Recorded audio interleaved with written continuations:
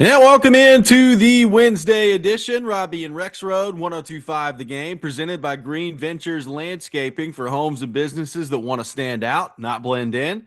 Visit greenventureslandscaping.com. Live from our Busy Bee Plumbing, Heating, and Air Conditioning Game Nashville studios, home of the $99 yearly Beehive membership where the buzz is always about great service. Robbie Stanley alongside Joe Rexrode and Ian Safar here with you on this Wednesday morning. Hope everybody's off to a great start to their day. Joe Rexrode, how we doing? What's going on? Doing okay. Man, gotta say that, Major League Baseball continues to exist more and more. A win over the Guardians, 2.5 games back of the Chicago White Sox, 1 game under 500. Got a wild card spot right now. Just saying. I mean, last night's game didn't do much for the run differential conversation, but that's all right. I guess you'll take the wins. Only +2 though on the run differential. Yeah. So now +89, best in the AL. With, as you asked Jake Lamb and I yesterday, how the heck are you you have a run differential that good and you are below 500. It is very hard to pull off. But I am wrong, by the way. Half game behind the Rangers. For the last wildcard spot. So half game out of wildcard spot, 2.5 games out of first place. Oh boy, getting interesting. We're going to put the Tigers foam finger on today. Be like, all right, here we go. I need to get one. I lost my favorite Tigers hat.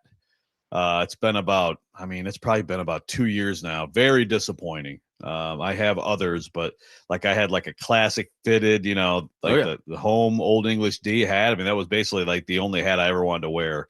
So I've been, doing everything I can to not buy another one, but I may have to go ahead and, do that. I do still have my Tigers batting helmet that I got in 1982. Just wear that around everywhere. That'll be good. So when they were in the playoffs 2 years ago, I brought it with me to fall break, and I did wear it a lot, to the very embarrassment of many people related to me. Yep, that adds up. Yep. That tracks. Ian, how we doing? What's going on? Good morning. Doing just fine, thanks. No baseball for me. Not sure I've watched a single entire baseball game yet this summer. Mets just not doing it for you? No, they're just not doing it for me. Baseball in general has just, I don't know what happened. I used to love baseball back in the 90s, and I just don't really care as much anymore. Maybe it's because there's really no teams on TV around here or anything, but I don't know what happened. You're not alone. You're not alone. Yeah, I used to collect all the baseball cards, trade all the baseball cards, go to the card shop. I pulled a Derek Jeter signed Rookie of the Year autographed edition at the card shop when I was living in New York in the summer between 7th and 8th grade or something like that. Still have it. But, I just don't watch baseball anymore. I don't know what happened. I mean, like Joe said, you're not alone. I mean, that's a relatively common story around here. So it's it is. It doesn't help when you're a Mets fan either. Yeah, maybe if we had a team, I'll watch the Titans and the Preds a lot because they're here. Other than that, maybe that would help. Who knows?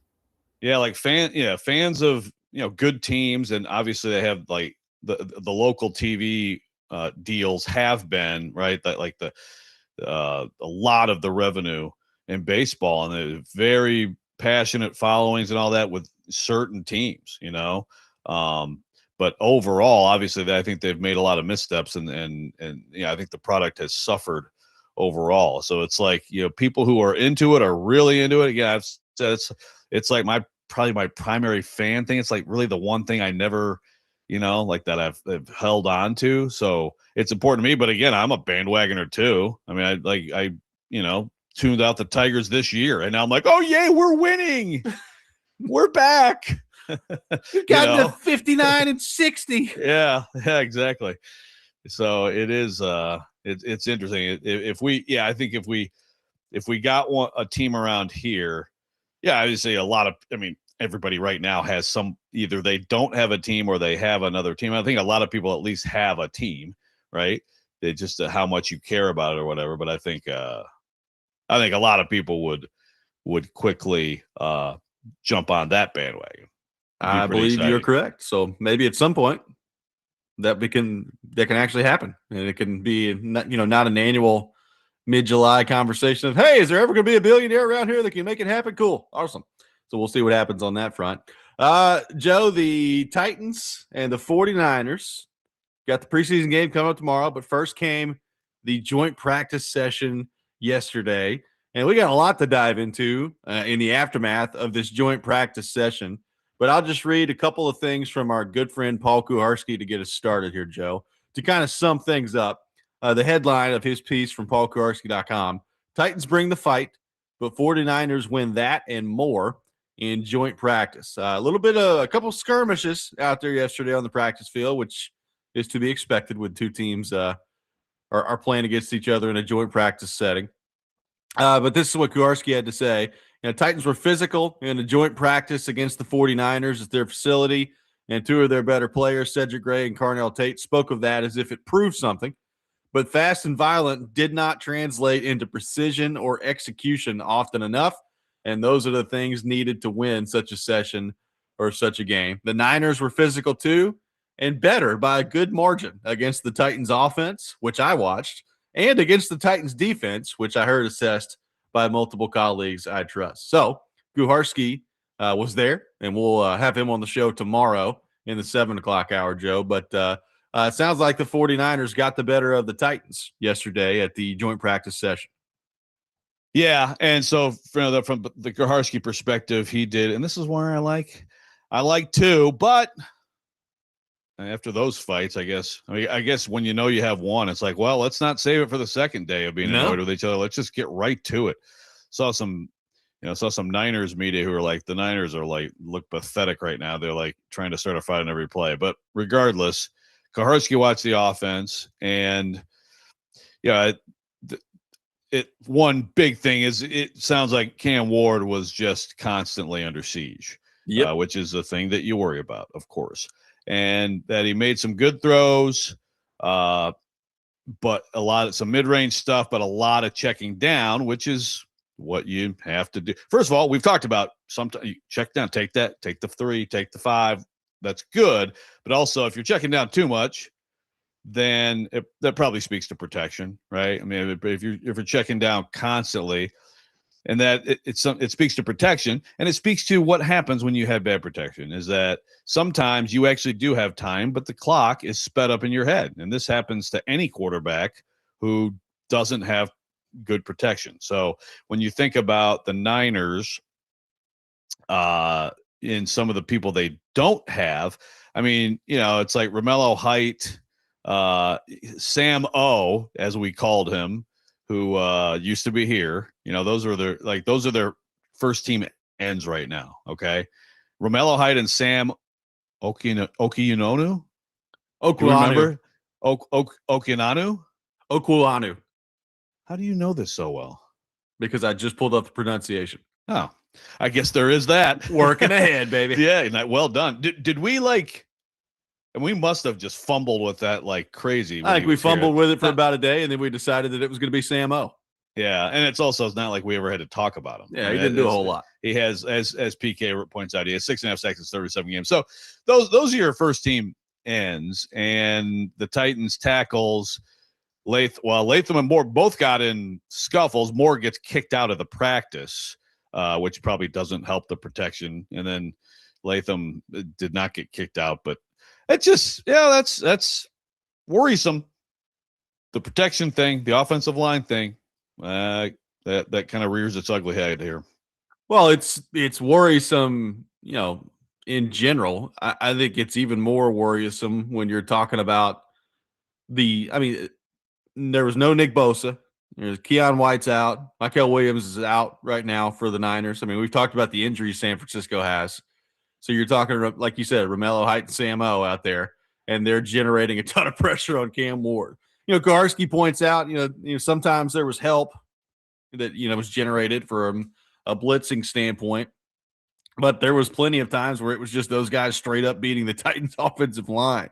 That's not really encouraging, right? I mean, you're not talking about household names on the pass rushing front right there when it comes to this offensive line. So look, I mean, it's one day, it's one session of practice, but Kuharski pointing out that Ward running around for his life a lot. He had to settle and check down and all those things. So it's good to see him doing that and not trying to force anything. I think he ended up with just the one interception on the day in the joint practice session, but it does not do my heart good to be hearing about Cam Ward under immense amount of pressure from Romello Height and Sam O, Joe. That does not bode well for what the rest of the season could look like.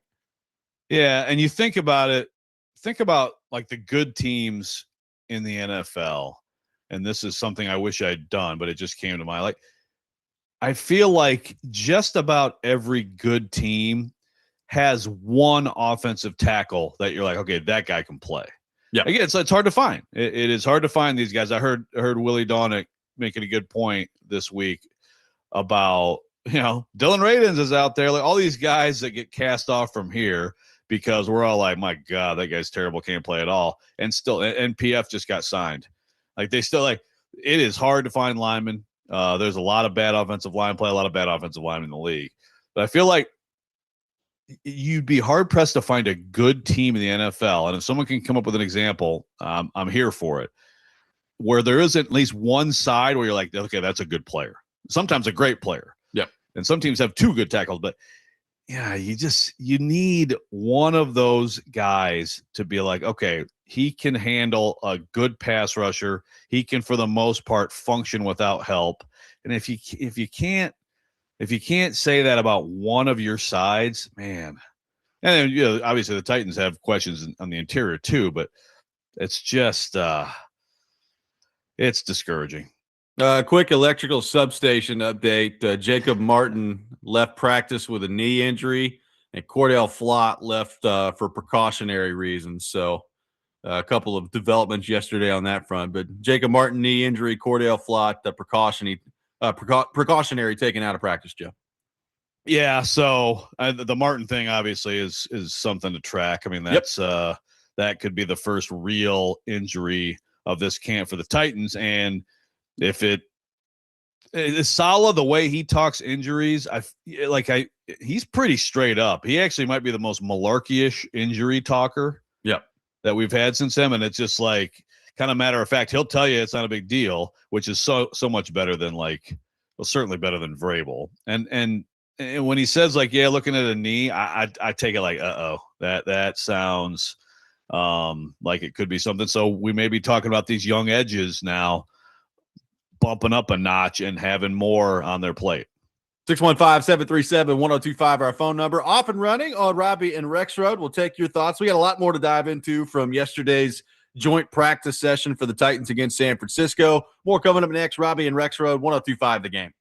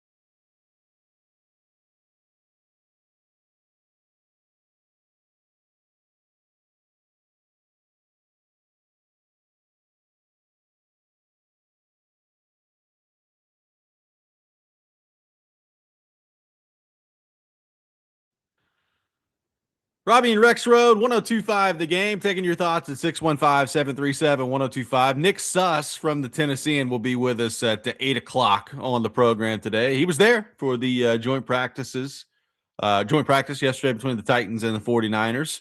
He will join us at 8 o'clock. Kuharski, normally on Wednesdays, he will be tomorrow at 7 o'clock on the program. So Kuharski will be with us in the 7 o'clock hour coming up tomorrow. Looking forward to that. Taking your thoughts on our text line, on the YouTube chat. A-Dub on the YouTube chat says, I can't believe the offensive line struggled. They really focused in on it in the offseason. Maybe a little bit of sarcasm coming up from A-Dub on the YouTube chat. Yeah, we'll see. A-Dub says, when you get rid of your 2/5 of your offensive line and do nothing to replace them with already below average tackles, that does not look good for Cam. Now, LD from McMinnville on the text line, Joe, pointing out, I mean, as we discussed, Dan Moore got kicked out of practice. So how much of the pressure was because Austin Deculus was in there at left tackle, who I think also eventually got kicked out of practice as well. I don't know. But that's what I read. Yeah. So a lot of I would advise also the tackles to remain in the game and or practices, Joe. That would be nice. Yeah, although I would advise you, if you're as bad a tackle as Austin Deculus apparently is, that maybe getting thrown out is not the worst thing. I heard Parker just limit the tape that gets put on. Yeah, like, hey, I can throw a punt. I got a good left hook. Okay, see ya. Goodbye, everybody. Yeah, I heard Parker Kelly talking about this yesterday, I think on the 6th, and he was like, I just can't imagine that like Austin Deculus could possibly make any other team in this league. And not to say that he's going to make this one, but that's a 2 for you. Now he's a swing tackle, isn't he? Good. Yeah, and honestly, that may be something we haven't talked about enough. We've talked about right guard, talked about center. Obviously, the starting tackle situation, like you knew this was going to be, just didn't know how it was going to work out. But not getting a better swing tackle, this is where like I have to like raise my hand and try to be fair and acknowledge that like I can't sit here and produce. Here is the guy you should have signed as your swing tackle, right? Yeah. Again, I think this is a consistent theme around the NFL, and teams are strapped for good offensive linemen. But yeah, if it's that bad and that's your swing tackle, somebody's going to get hurt, and then you're just going to be, that's going to put Cam Ward in a really tough situation if that guy has to play any snaps. And I just think that overpaying for a center and doing more overpaying or whatever for a swing tackle, focusing more on this. It's easy right now to look back at it, but I think we were talking about at the time too, right? Like, man, I just don't think they did enough. They had some plans that were changed. Sometimes you just don't get who you want, but I fear that this is going to be another year of talking about that freaking offensive line.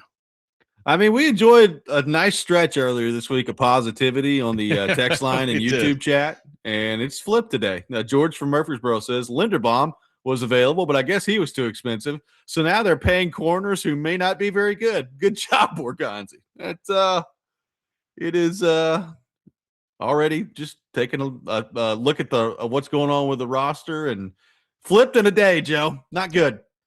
Yeah. It happens fast, man.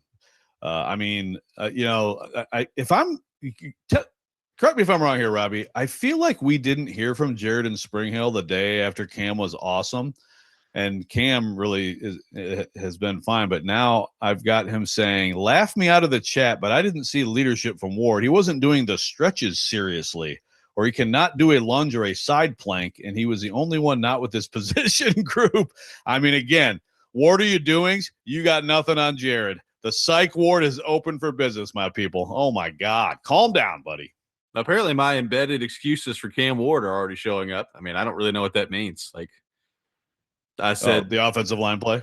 Oh, okay. Well, I guess yeah. We've talked about that, right? I mean, we've talked about that, and I think my take on that has been I don't want any excuses for Cam Ward this year. Now, I'm going to live in reality and see what happens out there, and if he gets sacked 90 times, that could be a problem, So we'll take a look at that. But if you think I've got some predisposed Cam Ward bias. I mean, I screamed from the mountaintop 2 months before the Titans did it to not draft him. So, I mean, I don't know what to tell you. That's all I can say on that one.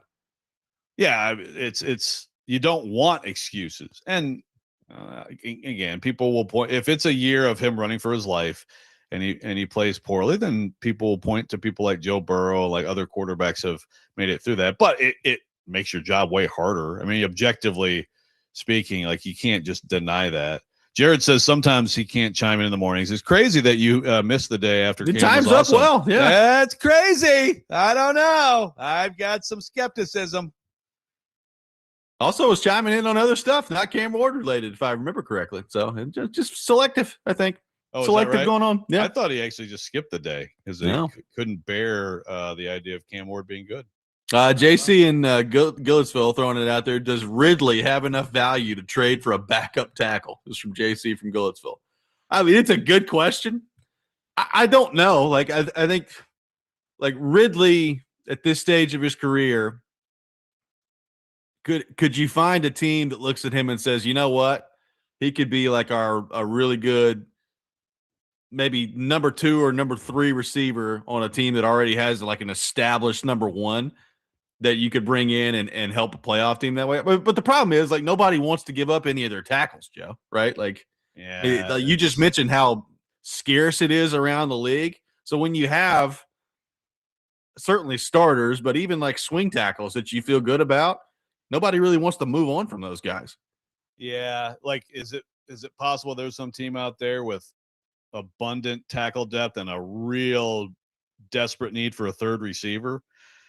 Maybe, but I just that'd be we talk so much about the like how many. Let's go through that backup quarterback list and how many teams should feel good about their backup quarterback. I'd love that. I'd love the swing tackle list around the NFL. Third tackle. Yeah. It's a very important position, and I bet you there's a lot of really out there. So I'd be really surprised. It's not a terrible thought because I actually think that the Titans could be okay without Ridley, and he does still have some talent and value, but it's hard for me to imagine anybody trading a tackle of any value at almost at any point because of how scarce it is. I mean, they did pull off a DGB for Dennis Kelly trade at one point in their existence. Worked out pretty well. Right around this time, and it was an amazing trade. Think about it. I mean, seriously, like that is. And I remember at the time, in fact, I probably wrote a Tennessean column. What are you doing, John Robinson? DGB is going to be awesome. I probably wrote some stupid column, but like that was such a shrewd deal. And Dennis Kelly was such an important part of those teams. It had to start, like he started a lot. I mean, that was brilliant. So yeah, if Borgonzi can repeat that history 10 years later, great job. I mean, I can't sit here and say back then I was like, they had to trade DGB for Dennis Kelly of the Eagles. I mean, maybe there is something out there. 615-737-1025, our phone number. A few more things to get to from yesterday's joint practice session with the Titans and the 49ers. Coming up next, take your thoughts on the YouTube chat as well. Robby and Rexrode, 1025 The Game.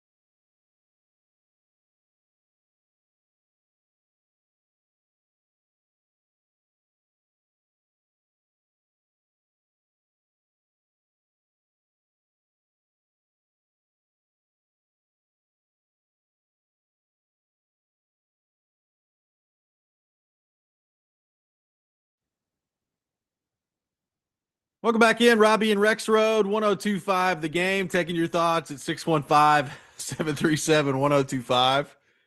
Joe, text line's down bad this morning, man.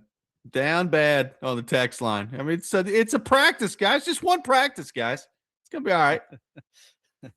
One texter says, one joint practice, and I'm already thinking about the draft. It's from Pegan's finest. Oh, man. Well, Josh said trade lettuce for a tackle. Boy, I guess. Like, are we talking about the diaspora explosive diarrhea virus lettuce? But then actually that was an autocorrect and he meant Levis. Oh, I mean, Levis is eventually going to have to play well at some point. And apparently he just threw a bad interception yesterday. So I don't know, man. I'm starting to wonder if anybody's ever going to take him. Yeah, I don't know. Well, so big, as we've talked about tomorrow. I mean, I think that's a big deal for him. Also, by the way, isn't it kind of weird? Like they're just hanging out there for like a day, like doing nothing, and they're going to play this game. Or like just, I mean, good for like Nick Suss and all those guys out there. Unlike PK, who are like, getting some Cali sun, but big moment for him tomorrow. What if he doesn't play well? If it doesn't get better for him, it'll be interesting. He won't make. I don't think he'll make the 53. Will he? He'll make the 53. I mean, I don't think so. I mean, I don't know. I'm really interested to see how they handle that. I mean, Borgonzi talked when training camp started about he's been on teams that kept 3 quarterbacks. So we'll see kind of what that looks like. But I mean, again, at some point he's going to have to play well. That's kind of the bottom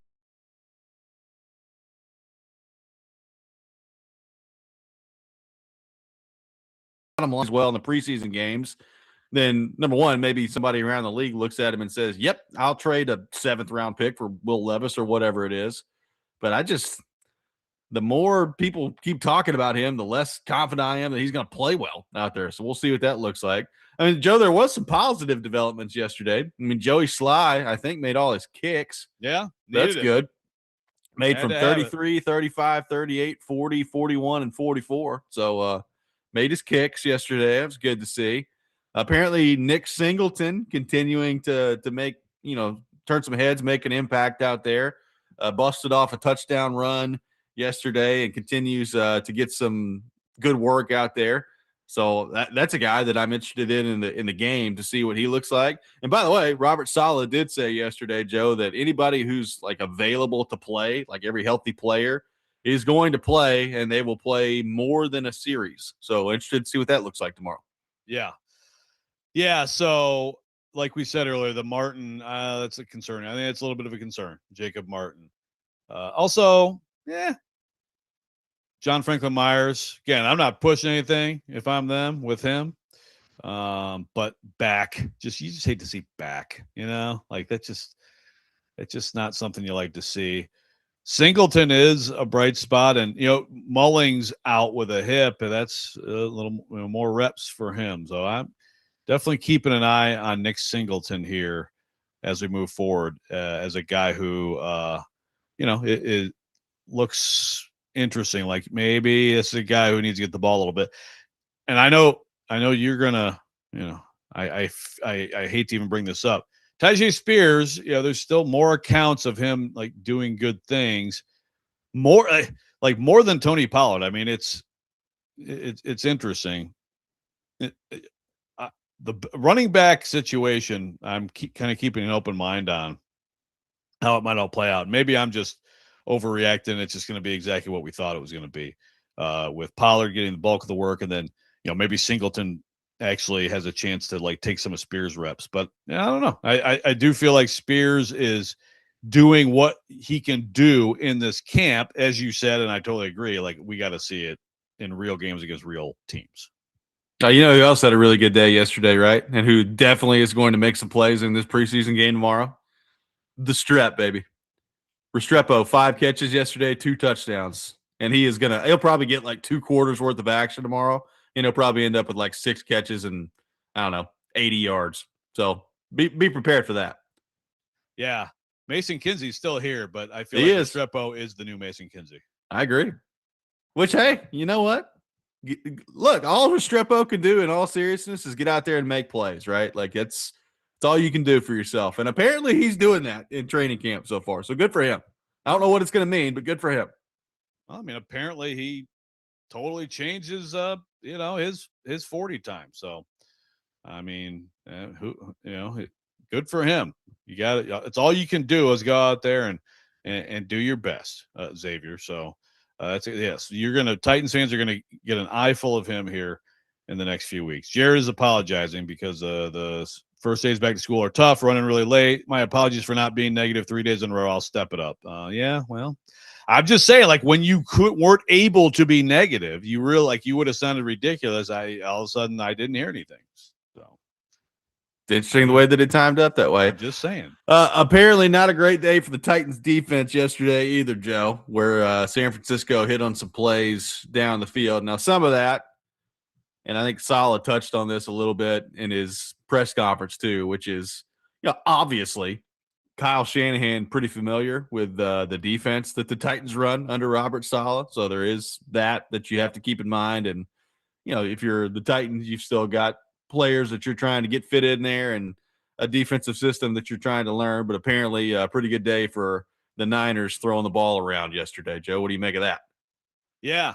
And Saleh did the thing where I need to watch the film. Was it technique? Was it just straight up getting beat, et cetera, et cetera?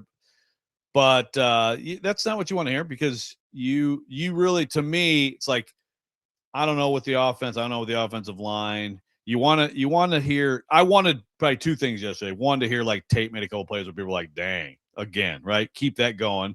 And there wasn't a lot of that. And then you want to hear just like the defense winning more than they did, and getting some red zone stops, and they got carved up. So, I mean, Saleh, to me, like the post practice presser was the brief answers of someone who was a little bit ticked off by what he had just seen from his team. Yes. Which I get. And yes, there was the fighting aspect of it, and he was asked about that. But I think the more important thing here is just that they didn't look great. And that is the side of the ball that's going to have to be very good if they're going to make any sort of real move in terms of winning football games this year. Yeah, and again, people are going to, I think, overreact to the secondary. Like it's just, I've said this before. Even like the joint practice session, which I do think there's some value in when it comes to practices, still in the back of his mind, like the quarterback knows in that situation that he's not going to get hit. So there is that, like that's still a major difference between an actual NFL game and even a joint practice session. Is there's still zero fear from the quarterback that they're actually going to take a hit in this thing. So you do have to factor that in when it comes to some of these discussions about, defensive struggles and all those things. But I mean, on the whole, if you're looking to take anything, I said it yesterday that, heading into the day that it was going to be one of the most important days of camp because you've got a joint practice session, you're going up against another team, and a couple of things like I think you get a better sense of where you are when you're not just practicing against yourself, right? Like you're going up against what I think we know, even with a ton of injuries that they're dealing with. It's a very well-run team. It's a very well-coached team in San Francisco. And they still have some players that are available that were out there that are very good players. I mean, Fred Warner's running around on the defensive side of the ball. I mean, that's going to be a good look for Cam Ward to be going up against Fred Warner. And by the way, apparently they got into it a lot yesterday, so that's fun to see. But I just, it does not sound like the first joint practice session as a whole for the Titans went the way that I'm sure Robert Saleh was hoping. So now what does that mean? What does that tell you about where exactly you are as a team, and how do you build on it from here if you're the Titans? Yeah, you do have an opportunity, and hopefully it's a decent one. I mean, Saleh definitely left the door open. I mean, I'd say the only thing he didn't leave the door open on was, it's like all the quarterbacks are like, well, I hope so. So Hendon, we may not see a lot of Hendon, but did he even make the trip? I mean, I assume so, but it's probably a fair question. Didn't hear much or anything on him yesterday, but I do feel like, and maybe after yesterday, maybe Sal's like, okay, well then get out there ones, and we're going to play a quarter of football and see if you can not go out there and embarrass yourselves. So maybe there will be a response. Because I like I said, I want to see that one's offensive line looking like it has a clue, looking like it can create a pocket for its quarterback and give him a chance. I want to see that too. I also don't want to see my quarterback taking hits in a preseason game, which I'm kind of worried about right now. So that's a tough balance to strike on that front. But I'm with you. Like, I think that offensive line needs to play, but maybe it's like, hey, Cam, why don't you get in there for a series, and then we'll throw Trubisky to the Wolves. Yeah, I mean, you could, and that's the thing. Yeah, I think the 1-0 line with Trubisky's fine. I mean, the point is get out there and work together, and work on that chemistry. I mean, if you want, I mean, maybe that's when you put Hendon Hooker out there and just be like, hey, Hendon, it's not going well. Why don't you go out there and stand in that pocket? Congrats to you, buddy. Yeah, Levis.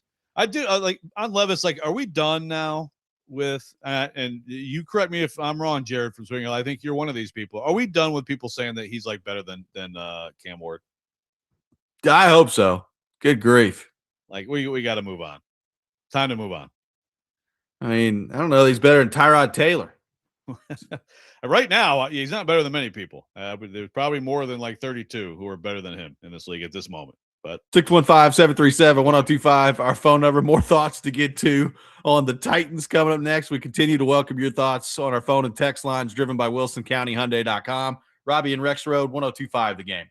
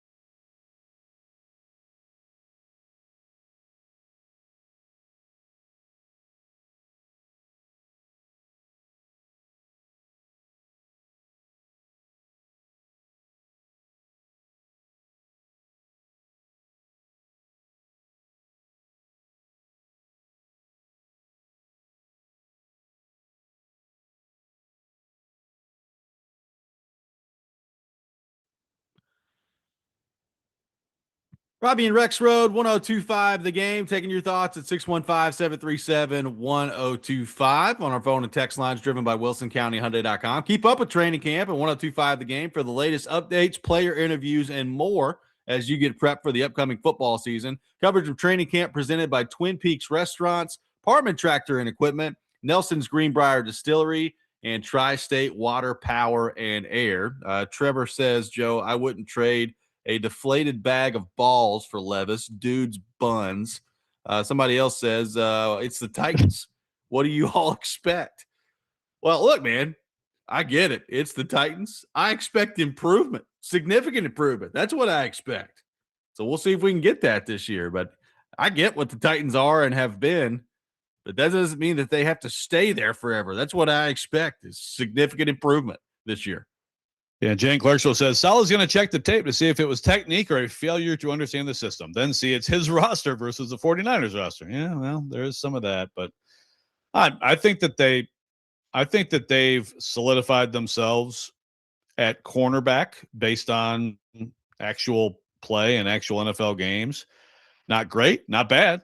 And I think that there's some other parts of this roster, again, a lot on that side of the ball that I think look promising. I did see a little bit of, if we're going to try to take this to like a real game, this is a joint practice. You're carving things up. You have to keep it in perspective. I did see some 49ers media saying, oh my God, Jeff Simmons, and I think it seems like he got some reps, but one, that Jeff Simmons is your primary number one candidate to get into a fight and something like this, and also you're going to save that guy. You're going to keep him healthy. I mean, if he doesn't play a snap Friday, that to me makes total sense. So I think there's things about this team. The strength of it's going to start with him and JFM, and the interior of that defensive line. So it's not all bad. I'm trying to come up with positivity right now. Josh from Cookville throws in some positivity. Here Cam Ward's having a good camp. That's nice. Hopefully the line can be average. I'll hold my reservations after week one. But yeah, a day like yesterday, like you can't help but wonder how much better is this team really overall. You can't help but wonder it. And then also, there is something too when you're practicing against yourself all the time. And then the spotlight gets shown a little bit of maybe some of your deficiencies. What does that look like? You mentioned Ward. I'll read from TennesseeTitans.com. Jimmy Wyatt said Ward missed some throws. His interception was a ball that was behind Wan'Dale Robinson. So it looks like there was, I think he was 16 of 23 in the practice with a couple touchdowns and interceptions. So, it's not like a bad day or anything like that. Touchdowns are good. The numbers are fine, but you are in that kind of stretch there. Apparently some missed throws that he should have connected on and a ball that was behind a receiver that led to an interception. So it was not a great day from Cam Ward. Right. And 16 for 23. I haven't seen a yardage. That's, it's hard to, you can't, if you're there on the sideline trying to do that, it's not easy to do, but it sounds like it probably wouldn't be a big yards per attempt number because he was checking down a lot because he was running for his life a lot. And like you said earlier, Robbie, that's also checking down all that stuff while knowing they're not going to hit you. Oh, well, you think they're not going to hit you. I guess here and there, maybe an opposing player might get a little tap or something, but that is different. It's still different than when you're actually going to be tackled live like Friday night. I think it's, if you think about it, it's kind of a smart strategy by the Titans. Just let San Francisco build up some confidence from the practice, and then you come out and crush them in the preseason game. And they had to get Dan Moore out of there. That Mandor is going to be ready to go and be locked shut on Thursday when the game comes around. You're not getting to the quarterback when he's in there.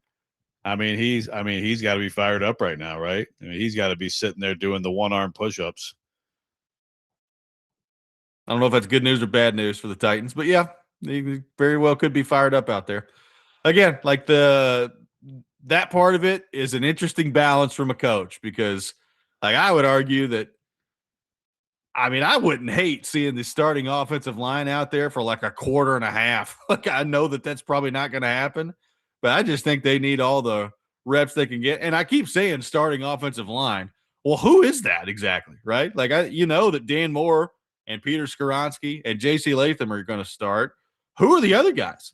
Like, Schlotman, you think, but then all of a sudden you've got Jackson Slater taking reps at center. At right guard, I mean, you've got Volson in there, but now apparently, Carmona's moving up and down. So who is the starting offensive line? That's the other thing. Yeah, and if it's a question right now, like because a kid like Carmona is like, ooh, look at this guy making a move. Okay, that's okay. If it's more like, oh gosh, can we just try somebody else in there? I don't look at like the Slater getting some center reps. To me, almost seems like, well, he's not one of the top two at right guard, so let's try him over here. That doesn't sound great to me. But maybe Carmona is actually a good development and can solidify it there. Yeah, 3 spots, and you also know with all 3 of those spots that you really you're not. One of them's really good. One of them's okay. One of them is probably as big a question as about this team, and none of them have a backup that you feel good about. Nope, exactly. Oh, and then we'll ask PK about this tomorrow. But in his piece, he's talking about Jackson Slater. He said Jackson Slater worked at the top and bottom of the depth chart at center. Well, what the heck does that mean, right? Are they giving him one's reps at center? If they are, why are they doing that? I just the whole thing's weird to me. Yeah, PK, you need to explain that a little bit more. I mean, I guess it's just rotating guys. I mean, I'd be really surprised if Schlotman is not the starter there, right?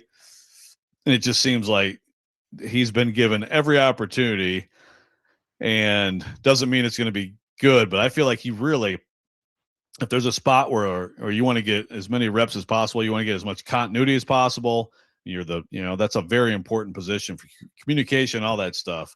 So if there's a question there, and it's Slater, who's again like a young guy who showed something last year, and then he's kind of bounced around. He's right guard 3 right now. I mean, I'm not going to sit here and say it could be worse than we thought, but I guess you could open your mind to the possibility. Apparently, Tommy Townsend to be fine. Tommy Townsend punted the crap out of the ball yesterday, so be excited about that too. Apparently, he was just booming them out there. Those kickers came to play. I mean, they might have gotten some substation juice, a little bit of voltage. Maybe, right? Yeah, at least no major injuries there, huh? The substation did not. I mean, I guess if Jacob Martin has a serious knee injury, I mean, I guess then people could, you could blame the substation, I guess. But yeah, it wasn't like there was some slew of injuries, guys falling all over the field. So that's good. That was good. 615-737-1025. Our phone number. We'll continue the conversation on the Titans. There's a quarterback competition in the NFL that has been decided. We'll get into that a little bit later in the show. Nick Suss from the Tennessean at 8 o'clock. All that coming up. Robby and Rexrode, 1025 The Game.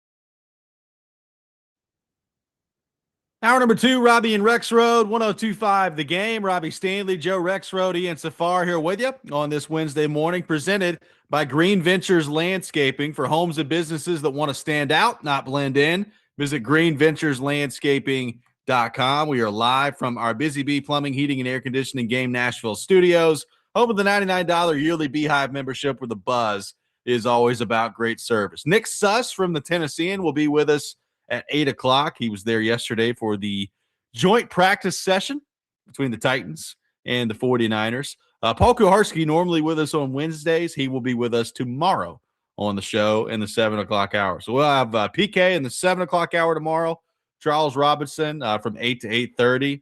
Joe, that'll be a pretty good hour and a half of football talk tomorrow. So looking forward to that. Strong, very strong. Long as PK brings it, doesn't have jet lag still. Should I bring him a big gulp? Well, I mean, I don't owe him one, but maybe out of the kindness of my heart. Yeah, that'd probably be nice.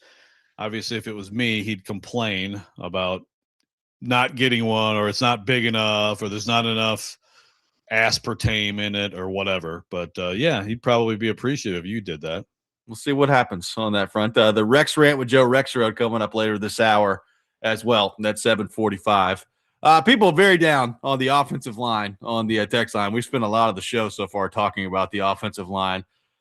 Joe, I think Titans fans have been so just bludgeoned by watching bad offensive line play over the last 4 or 5 years that they're desperate to find some level of competence there.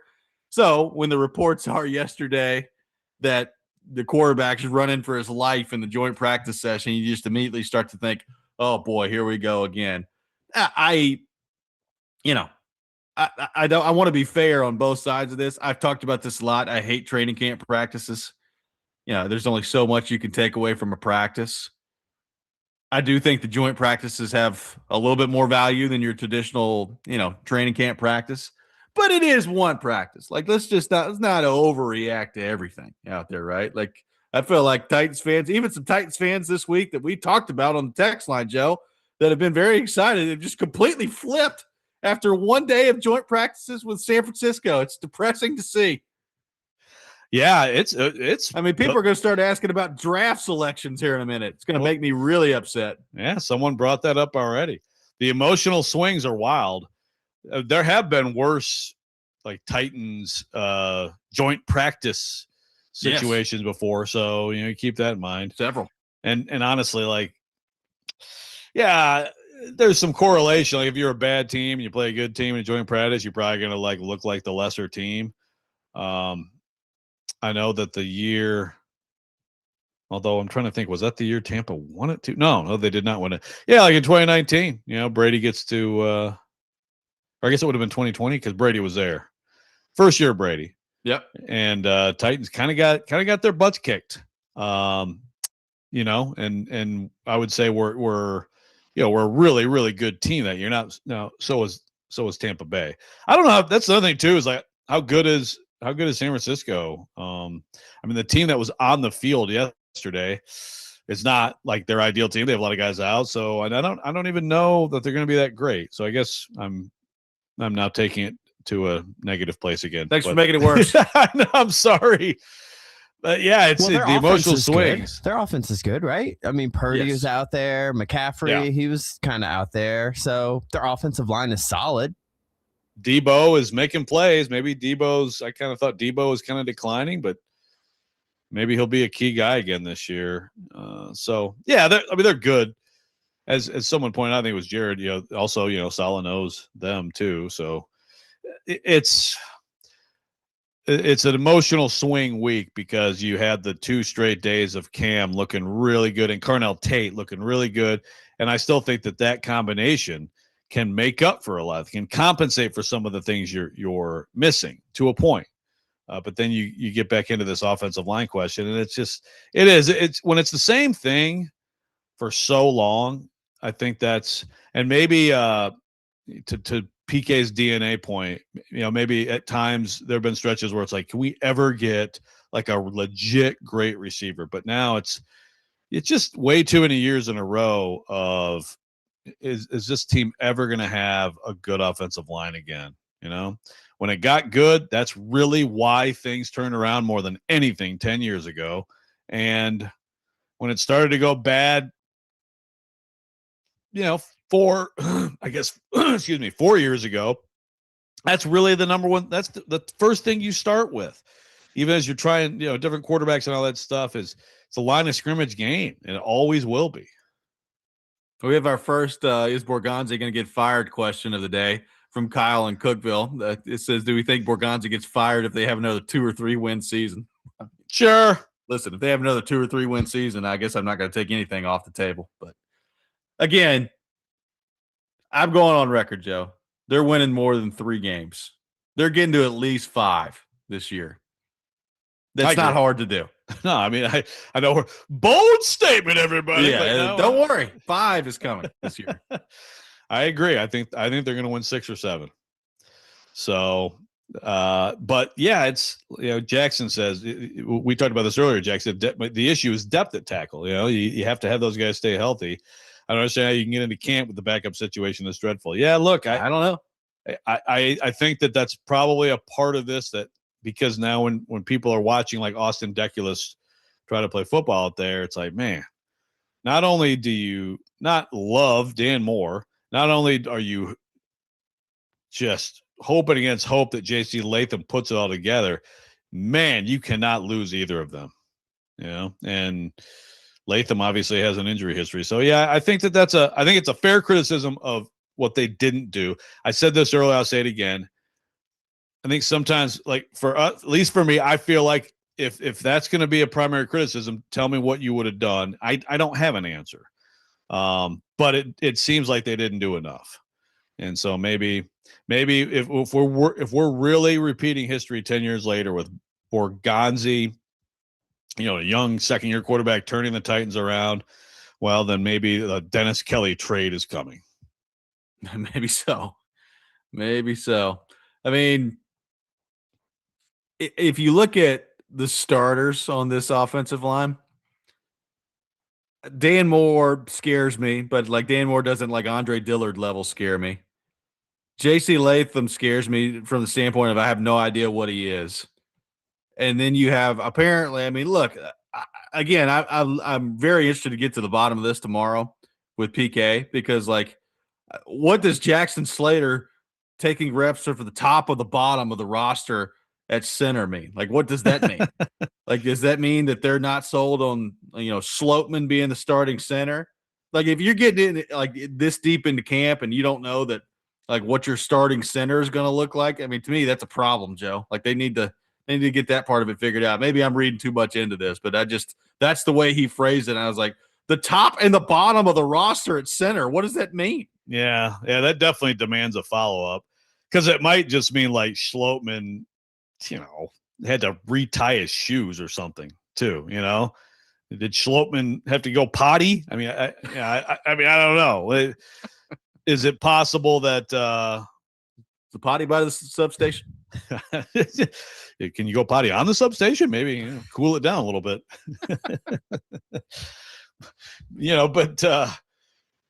But maybe it means that, what? Let's see him. Let's see him with these guys for a couple reps. He's coming on. If you want to be optimistic, look at the optimistic spin on it. But it's weird phrasing that demands follow up. PK, if you're up at 5:11 a.m. Or wait, is he back now, or he slept there and then he's flying back today? I think he's flying back today. Yeah. Okay. He might be on his way to the airport. You never know. That's a weird one. But yeah, like you're talking about being afraid. There's different levels of like fear with 4 of the 5 spots. Yes. That's probably not great. Craig says, my problem is everybody always tells you can't fix everything in 1 year. The problem with that is people have been saying that for 2 or 3 years now. At what point, especially with the offensive line, do we get to complain? It can't be that hard to get somewhat competent offensive linemen.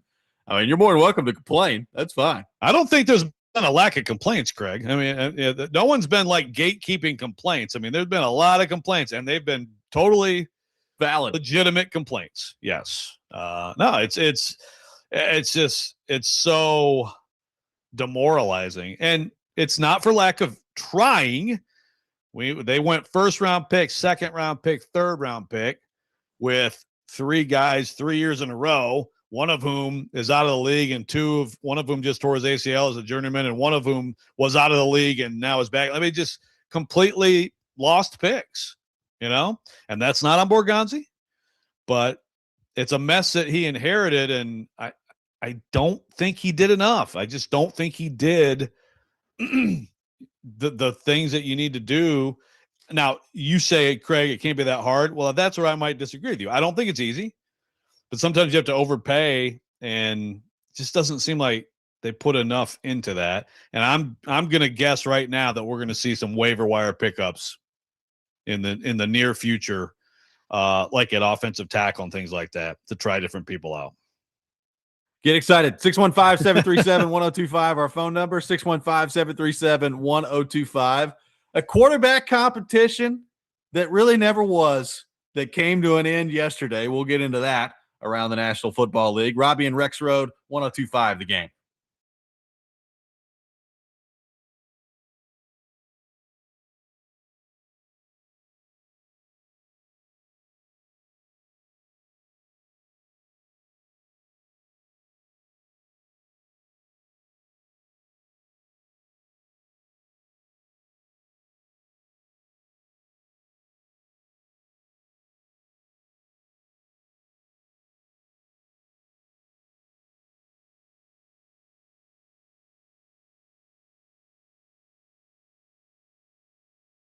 Hey, Robby Stanley here. Fantasy football right around the corner. Twin Peaks is your spot for your fantasy football draft party. Draft boards, player stickers, a $50 bonus card for the commish, a $5 bonus card per league member, and of course, premium table reservations with free Wi-Fi. We've had fantasy drafts there. We love it. And make sure that you check it out this season. It's the spot to be. Call to book your draft party today at the Twin Peaks Madison location. Visit twinpeaksrestaurant.com/fantasy draft for more information. That's twinpeaksrestaurant.com/fantasy draft.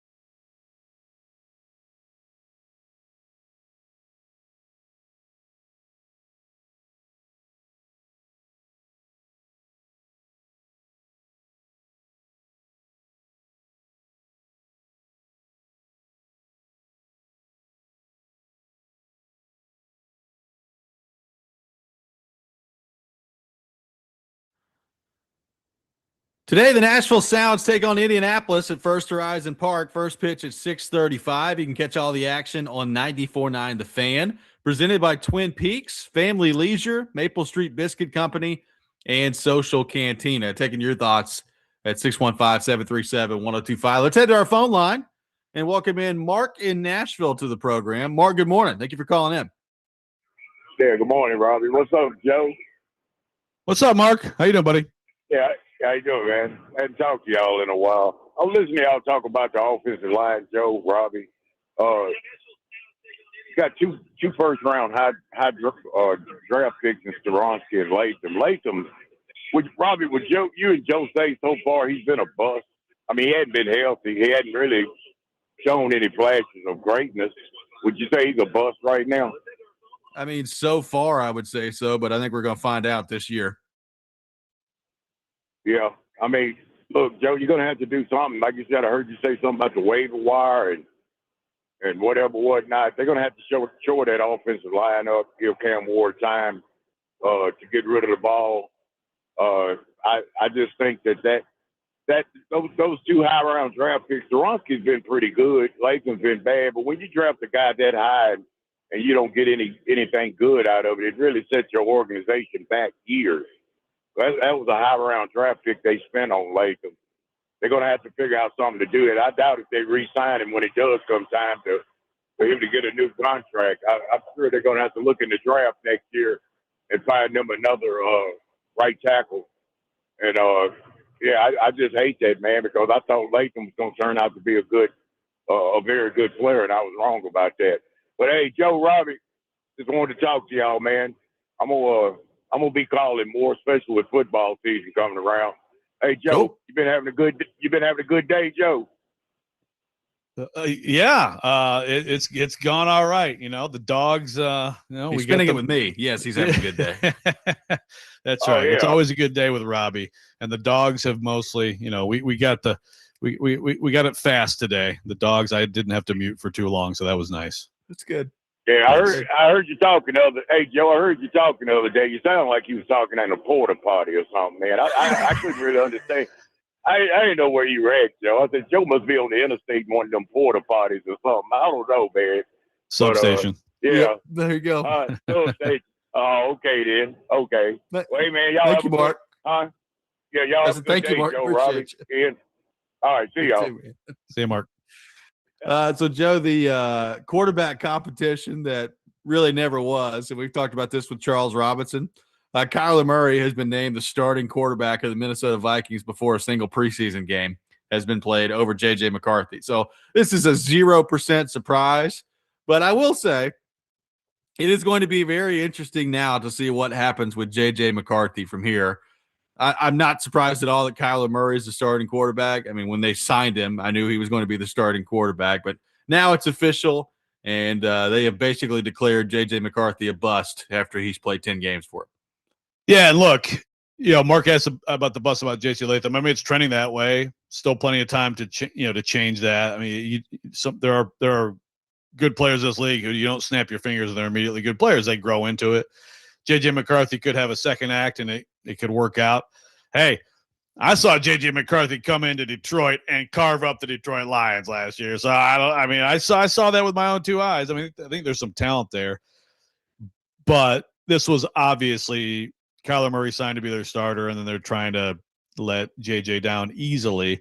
This also, Robby, in sort of the fan, universes that I am still, still aware of. So this has become with JJ McCarthy, and then with actually quite a few guys from his Michigan team that want it all. There's this the big Michigan State fan thing right now, which is like, wow. So when you don't have Connor Stallions telling you all the plays, I guess you can't play football very well, huh, buddy? Like this is a big thing now. This is a big. I did a TV show in Michigan, which I do every once in a while, which I used to be on regularly Sunday. And Rico Beard. Yes, I know. Thank you. I'm just a TV star in Michigan. I mean, it's no big deal. But one of my buddies, Rico Beard, who is a co-host with Mike Valeni, who sometimes would make Stilly seem like a pussycat. He's just like going all in on this. Yeah, well, Yeah. So basically, all these guys had every play given to them, and now we can see that they all stink. So there you go. This is the narrative people are throwing around about J.J. McCarthy now. I mean, I guess, look, he did come into some NFL games and play pretty well. Yeah. No, not many, but some he did. But yeah, I mean, I can't necessarily blame you for having that take if you're a Michigan State fan. Knock yourself out. Well, and Ohio State, and Yeah. all who hate Michigan. But another thing with McCarthy is, if you remember, in the playoff when they played TCU, he was terrible. He threw one pick six, threw a couple bad, and it was obviously a hugely disappointing performance for him and for them. And as has been reported, TCU completely changed all their stuff, right, for the game, because they got an inkling of Michigan was doing this stuff, right? And so they changed all their stuff up, and then you saw what happened. I would also say, let's remember that if you want to be fair to Michigan, like after all this stuff went down, they kicked everybody's butt after that year. Like that did happen, and he was really good. So, I mean, he was bad early against Alabama, and he made some big plays to come back and beat Alabama, right? So, I mean, to be fair and objective, like the theory doesn't totally, it doesn't totally work based on all information we have. But a lot of those guys are kind of like disappointing so far in the NFL. Is it weird that I have this strange feeling that Minnesota is going to be pretty good with Kyler Murray? I don't think that's a strange feeling. And I'll tell you what, the Bears just lost really important safety. The Lions, we talked about Cade Mays. That's devastating. Both of their safeties won't be there at the start of the year. Their starting corner is, looking at 10 to 12, or I mean, like whatever. I mean, like the Packers, as you know, they've got injuries. When is Micah coming back? Maybe mid-October. I mean, I absolutely, I would not be surprised at all if the Vikings. I think that whole division's good, and I think they all might be like a 10-7-ish type thing, right? But I won't be surprised if the Vikings win it, and if Kyler Murray is like comeback player of the year type dude this year. I will say Justin Jefferson, man. Like Kyler Murray will make throws to Justin Jefferson. I promise. I would agree. But I will also say, I think this is a big year for Kevin O'Connell too, because he was the belle of the ball a couple of years ago, and all this quarterback development conversation. Well, that's all great, but in the aftermath of that, you decided to go with J.J. McCarthy and pass on Sam Darnold. If Kyler Murray comes in and doesn't play well, I think people are going to look at it and say, well, how much of a quarterback guru is this guy? I think it's a big year for not that he's going to get fired or anything, but I think it's a big reputation year for Kevin O'Connell coming up. Yeah, man, look, it's crazy. We react to a game, and sometimes it's like, well, the people inside these organizations, they have so much more information and everything, but sometimes it's just like we all saw the same thing. Like we all saw Sam Darnold kind of poop his pants in that game in Detroit, and I really wonder if he was just decent, even if he didn't win that game or was great, but if he was just decent in that game, would we be talking about a completely different thing right now? Yeah, I don't know, but that was, you look at where he is, because everybody wanted to give O'Connell that credit, right? Yep. And then it's like, well, he just went over here and looked even better. So now this whole, some of that aura has faded. But I do think that Kyler Murray, being that comeback player kind of guy, then you can reinstitute the talk about Kevin O'Connell as a QB whisperer. 615-737-1025, our phone number. Rexrode has a pre-rant to the rant coming up next. I'm very much looking forward to this. We'll get into that. Robby and Rexrode, 1025 The Game.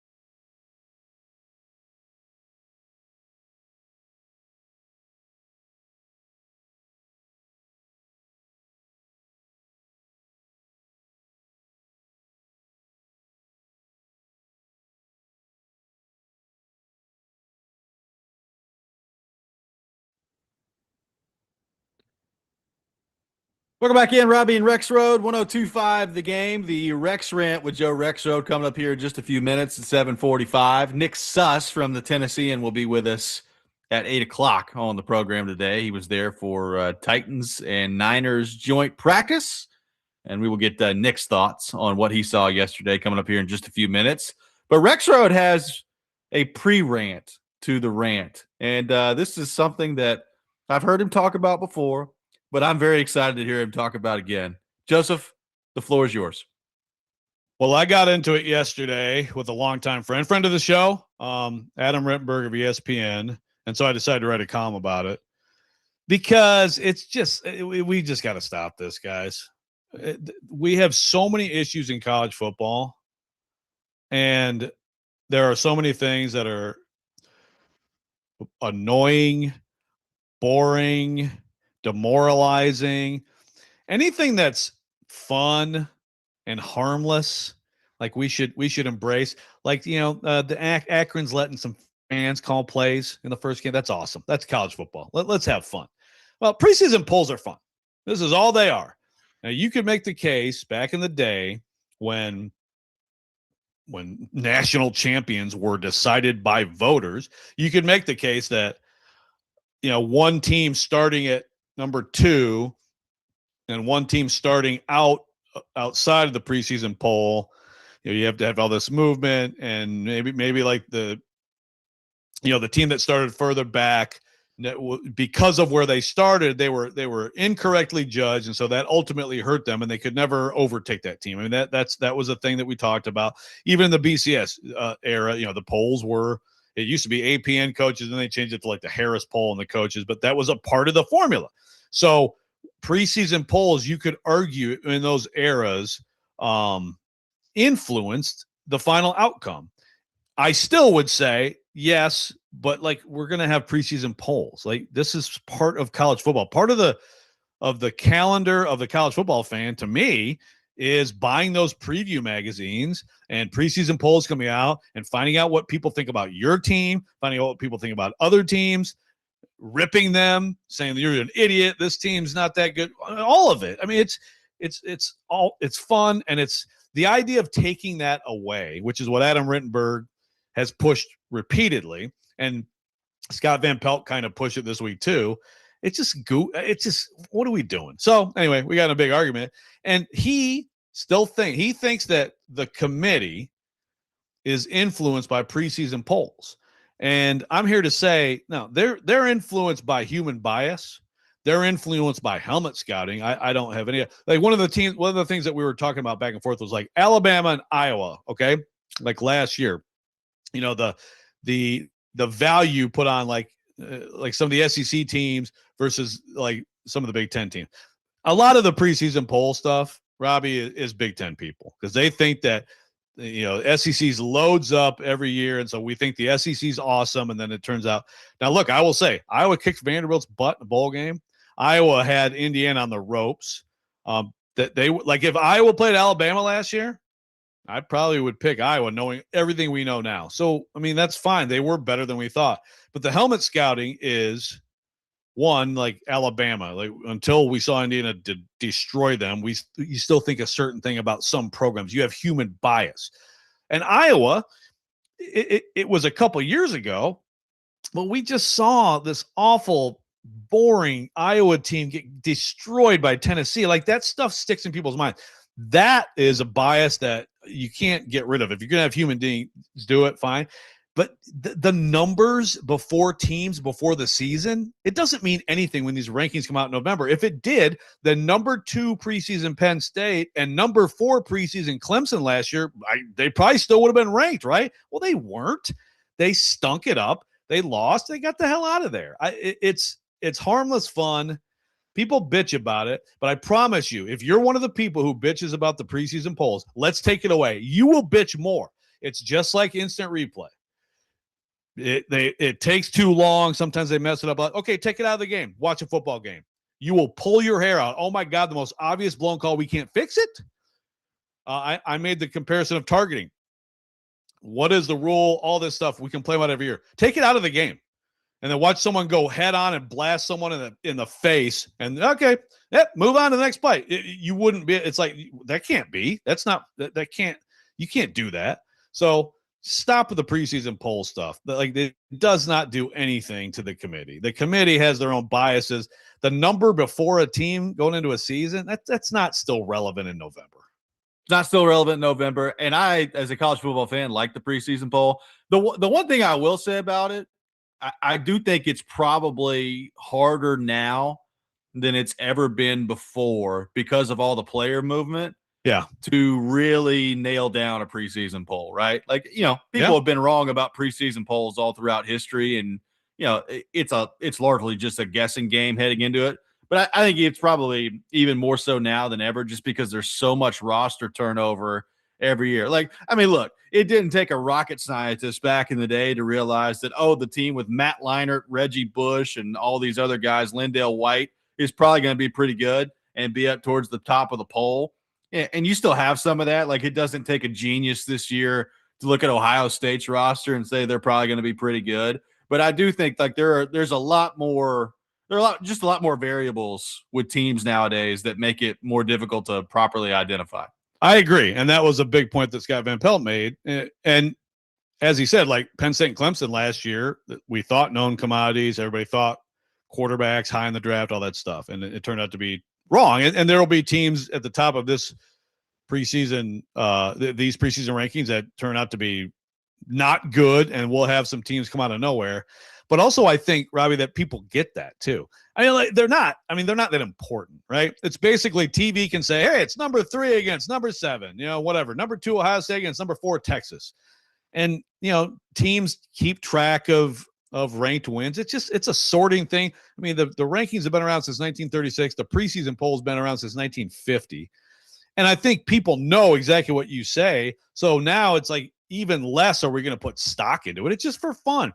I glance at the preseason polls and say, okay, that's interesting. We talk about it a little bit and move on. This idea. I mean, Rittenberg, again, I love Rittenberg, but he's like, damaging narratives. Like, come on, man. The narratives are rooted in bias about a team, a program, a league. Sometimes it's personal stuff or whatever. The number before a team, it's no. Well, by the way, like people have been wrong about preseason polls forever. Like I mentioned USC with Leinart and all them. Let me read to you the top 3 teams in the 2005 AP poll. Okay. Yep. USC number 1, Texas number 2. They ended up playing each other in like the most epic national championship game of all time. Yeah. People forget who the number 3 team in the AP poll was that year. That would be the Tennessee Volunteers at number 3. And they ended up 5 and 6 that year and did not make a bowl game. 05. Remind me on QB 05. I think that would have been Ainge. That was Ainge. Yeah. Okay. Yeah. And look, I would say like if we take the NIL era and we did, wait 10 years and compare preseason accuracy, I would bet that it would be lower than like the previous 10 years, like when we had less player movement and more. But I bet you there's still so many misses over the years because you just, there's injuries happen. There's so many variables, right? Yep. There's so many things that can happen. And again, even with this poll, I said it yesterday, I mean, someone's going to fall off, but it is a lot of returning quarterbacks and, Julian saying Jeremiah Smith and Dante Moore over here. And, you got Arch Manning throwing to Cam Coleman. I mean, it's not like we know nothing about these teams. Well, and frankly, it's a good discussion point. Like people get mad about their team being ranked lower than some other teams and they yell at each other. And then again, to your point, there are mechanisms now in place with the College Football Playoff Committee where if they're doing their job, they ought to be operating independently of all that. Now, I stress the if they're doing their job part of it, but that they're operating independently of the AP poll. Yeah. And, as we went back and forth, Rittenberg, it made the point, like people put stock into the committee put stock at times into wins over Missouri, wins over Tennessee and stuff like that. And it's but again, to me, that's not preseason poll. That's, first of all, let's remember that they also didn't credit Vanderbilt, right? The Vanderbilt fans will tell you Like, we didn't get credit we thought we deserved for some wins.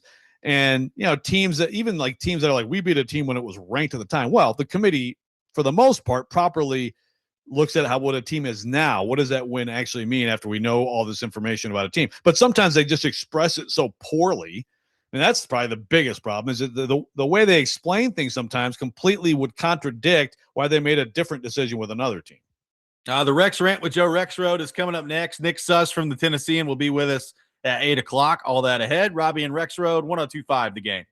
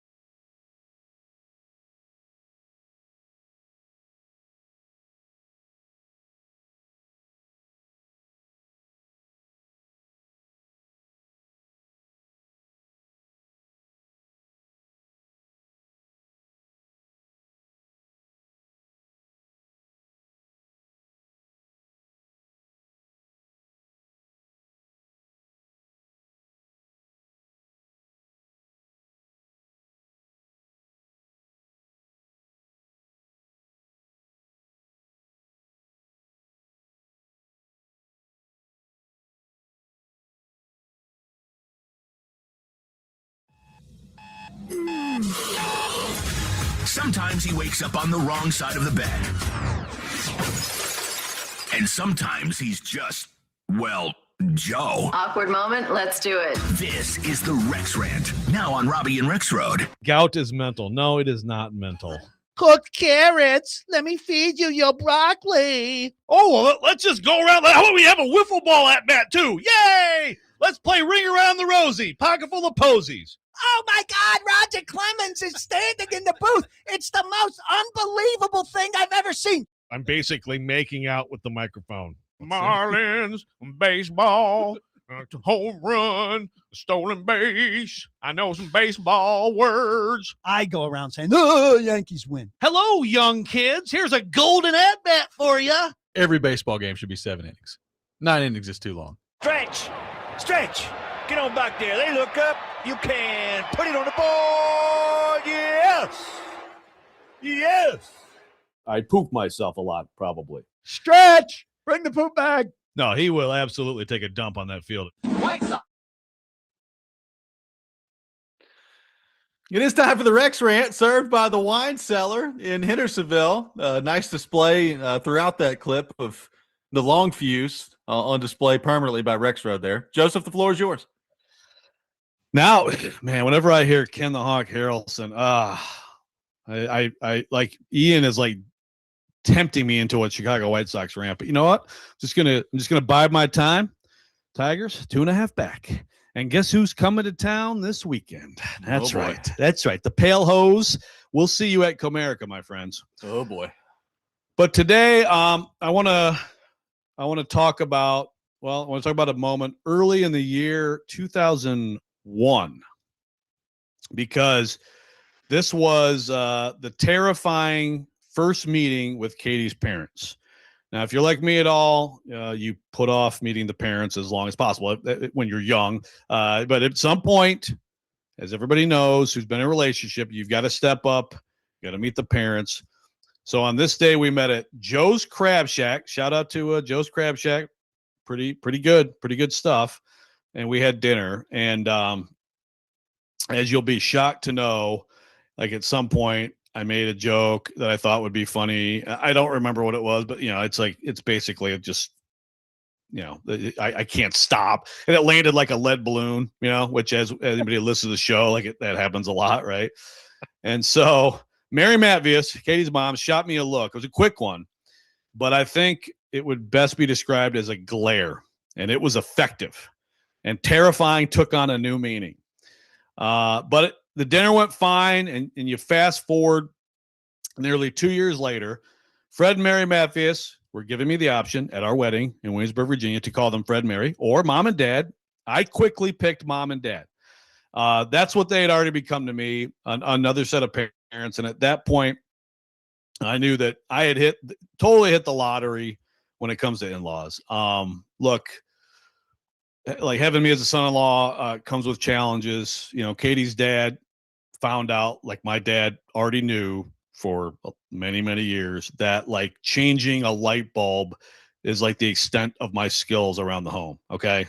While both of them could like rebuild cars and fix anything. So I just, people have their strengths and weaknesses, but sports knowledge, making a good grilled cheese, jokes, one out of every 5 or so lands, like we all have, we all have something to offer. Fred and Mary Matvius, among many things, offered to us the perfect example of what a marriage should be. My parents, my grandparents, many others did the same, but Fred and Mary met in typing class at age 14 in Bradford, PA, and were inseparable for more than 6 years after. And he's Katie's dad. That's who Katie, her brother and sister, the spouses and grandkids, and that's who we hurt the most for. Now that we've lost Mary, she was an artist, an incredible artist. You would see that in the walls of my house. She was a teacher. She fought really hard for a long time. And as with any of us who lose someone, I think one thing that people always say, and it's always totally right, and like you should remind yourself, even in moments that aren't these moments, hug your people, tell your people you love them. Don't sweat the small stuff. Keep the big picture in mind. I mean, it's always right. But the lesson I will take from my mother-in-law is to get involved, show up, be there for your people. Because even at the very end, with some really hard phone calls, from her grandkids, with her grandkids, she knew exactly what they had going on in her life. I mean, she got to everything she could get to among those 7 grandkids. And if she didn't get to it, she absolutely knew what was going on. I have thought at times about grandparenting. Could be in, never know, in the future. And it's like, man, I can't wait. You get some cute babies. You come over, visit a little bit, play a little catch, spoil them, and send them on their way. And then the kids can deal with the hard stuff, and you can laugh at them, But Mary Matvius knew about the good stuff, and she knew about the hard stuff with every kid, and really helped a lot. And I can't say how much that meant. And when I say get involved with, as a lesson, I'm talking the other side too. I don't know about anybody listening, but look, I'm a once a week caller to my mom. I think that's probably a standard for adults. I mean, I don't think it's bad, but Katie is an everyday caller to her parents every day. And I know that as we age, I sure as heck hope one of our kids will call us every day. And there are times when I'm like, will they ever call? But I hope at least one of them will do that. And it also makes it hard now. I mean, anything that happened with the kids, you want to share with her. Caroline had an amazing 16th birthday party. Like the place looked awesome.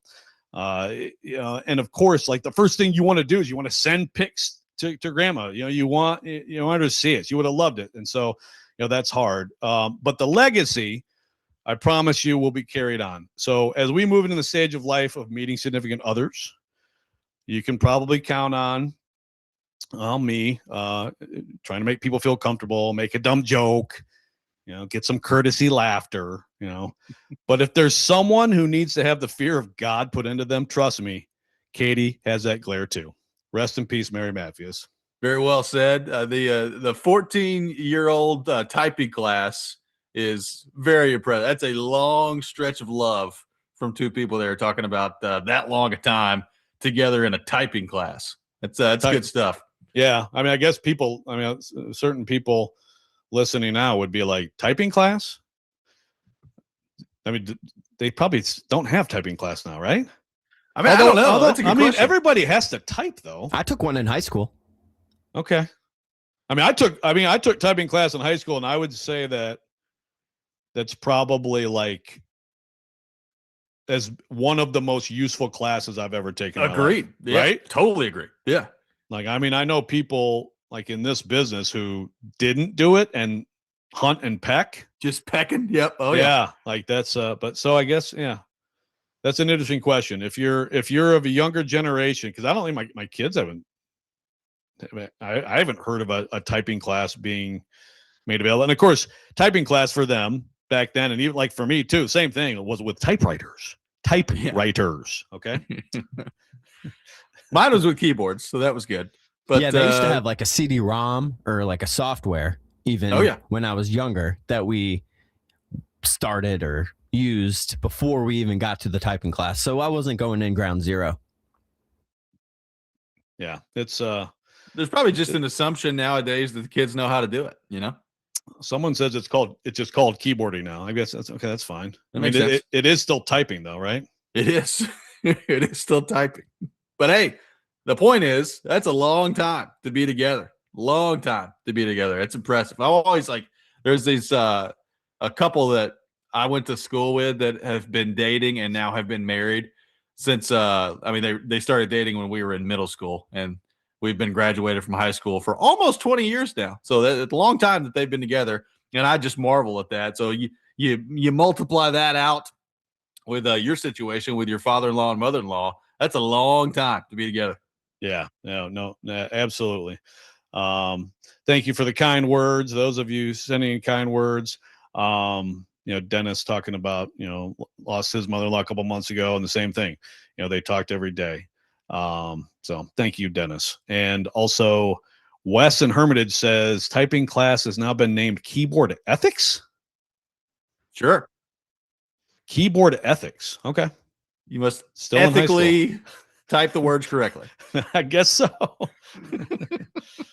615-737-1025 is our phone number. Nick Suss from the Tennessean will be with us here just a few minutes at 8 o'clock. We'll get into the Titans and their joint practice yesterday with San Francisco. With him coming up next, Robby and Rexrode, 1025 The Game.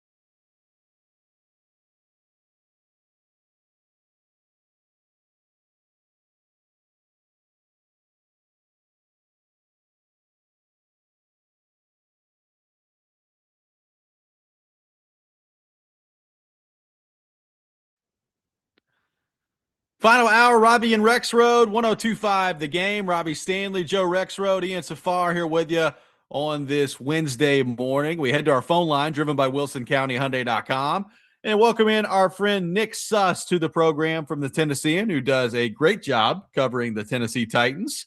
Nick, good morning. Happy early morning to you. How we doing? We're doing all right. I am pretending it's not 6 a.m. How are we? It's 8 a.m. It's regular. That's right. It's just a regular time. Yeah, it's totally normal. Yeah, that's all you got to do. It's just act like it's a little bit later than it is. That's what we do every day here on the program. So, Nick, you were out there yesterday for Titans and 49ers in the joint practice session, and there's a lot of stuff to get through from that. But I'll just ask you kind of at the beginning here, what was maybe your overarching takeaway from what went down yesterday, both the good and the bad from the Titans? I'd say the main word that comes to mind for me is disappointing, if I'm being honest. I think that myself and a lot of people who've been out at every practice this year have kind of come to the conclusion that this Titans defense should be the engine of the team, should be a defense that on any given Sunday can compete against some of the most competitive offenses in the NFL.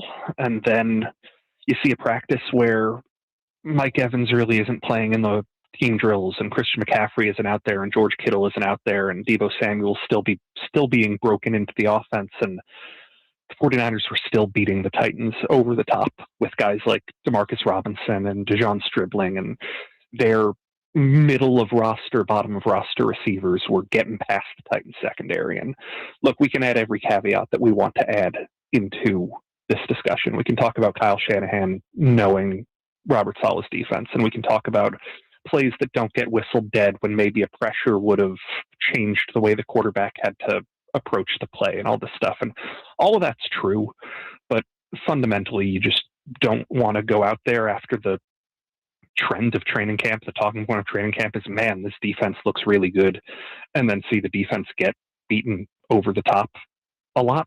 And so the offense was probably more of a 60-40 loss, but the defense losing fairly decisively just kind of put a sour note on thinking this training camp all along. Hey, yeah, that could be a top 10 defense if everything goes right.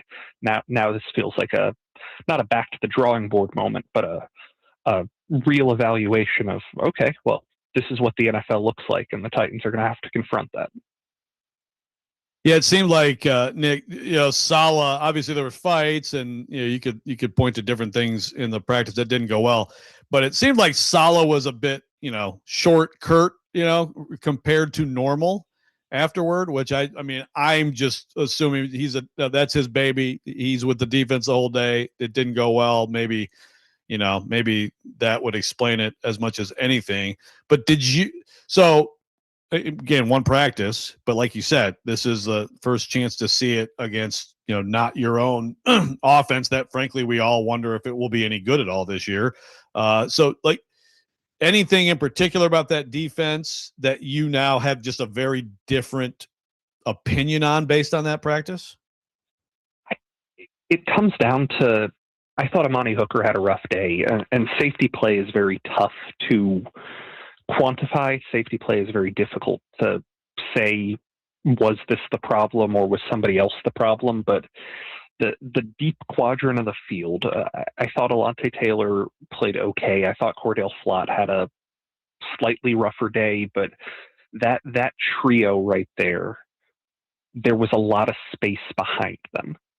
And then you factor in the red zone drill specifically. Of the first 15 plays in the red zone period, of which 8 of them, the first teamers, were on the field, I counted 5 49ers touchdowns.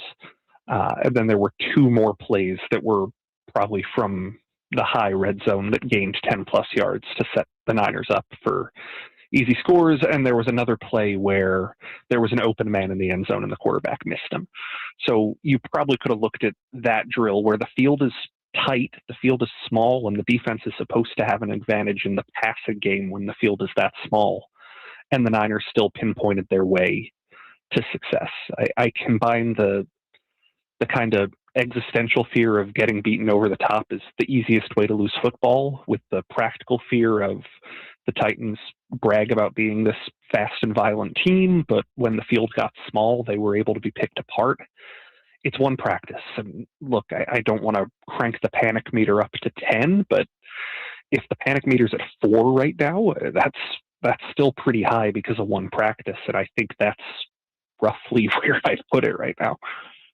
Well, so on the other side of the ball, Nick, I mean, the reports are, Ward was basically under pressure all day, and it wasn't exactly like Nick Bosa was chasing him out there. I realized that Dan Moore got thrown out of practice, and eventually Austin Deculus got thrown out of practice too. So you do have to, mention that when you're having this discussion. But I think everybody, if you're a Titans fan, is worried to death about this offensive line heading into the year. And it doesn't feel like yesterday did anything to relieve those worries. So what do you make of that with kind of the first look at a new team that way? I'll dump a little bit of water on the pressure all day percentage. I would say there was a 5 to 10 play period where he was under pressure constantly. And that made it seem a little bit more like it was all day pressure when it was really a regular amount of pressure and then just a total lapse for 10 minutes. And if that happens in a game, we're going to say the offensive line stunk. And so I'm not going to pretend it was a good day. I think I graded the offensive line as a D or a D plus for the day. But look, the stuff that was happening up front, it didn't necessarily feel to me like it was a turnstile issue. It felt like it was a total functional issue. And I don't know if that's better or worse. I don't know if it's easier for the offensive line to be like, Andre Dillard is the problem, there is one guy who is the problem, or if it's players coming home from every spot at roughly the same time. It was a bad sequence. And the part that was most discouraging to me wasn't necessarily that there was a bad sequence. It was what Cam Ward admitted afterwards, which is there was a bad sequence and they went into scramble drill and they did all this stuff that Cam prides himself on and Cam's been preparing for, and Cam couldn't make it work. And not to live the quarterback-centric life, but that's kind of what he's here for, is that he's one of the absolute elite, excellent prospects when it comes to salvaging a bad play when the play breaks down. And he underthrew Calvin Ridley on one of the scramble drills, and he couldn't find Carnell Tate on a couple of deep shots, and there were some issues with Alec Iomanner, and I couldn't tell if it was Cam or Alec who was the one missing. And then I don't know, man. I thought that they looked really good and really ahead of schedule on first and second down.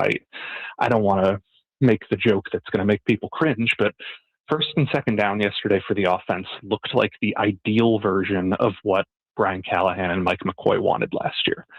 They were ahead of schedule. They were gaining yards on first and second down, positive run plays, play action that led to second and third and short. It was just when they got into those crucial downs, it wasn't as successful. Now, my eyes weren't everywhere, and I bet you can tell that I spent more time watching the defense than the offense, so I missed the offensive red zone period, and there were some offensive plays that I just didn't have as good of a view on. So I will admit to my own watching one side of the ball more than the other bias here.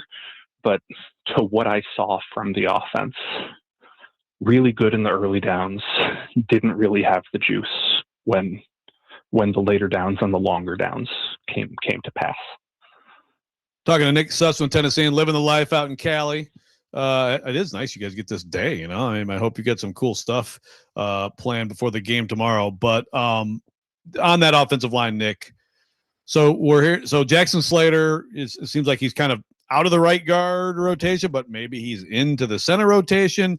How do you assess his movement? Is that more of like is it a good or bad commentary? Like, I guess PK wrote that he actually got some reps at the top of the depth chart. And then also, how troubling is just the swing tackle situation for this team?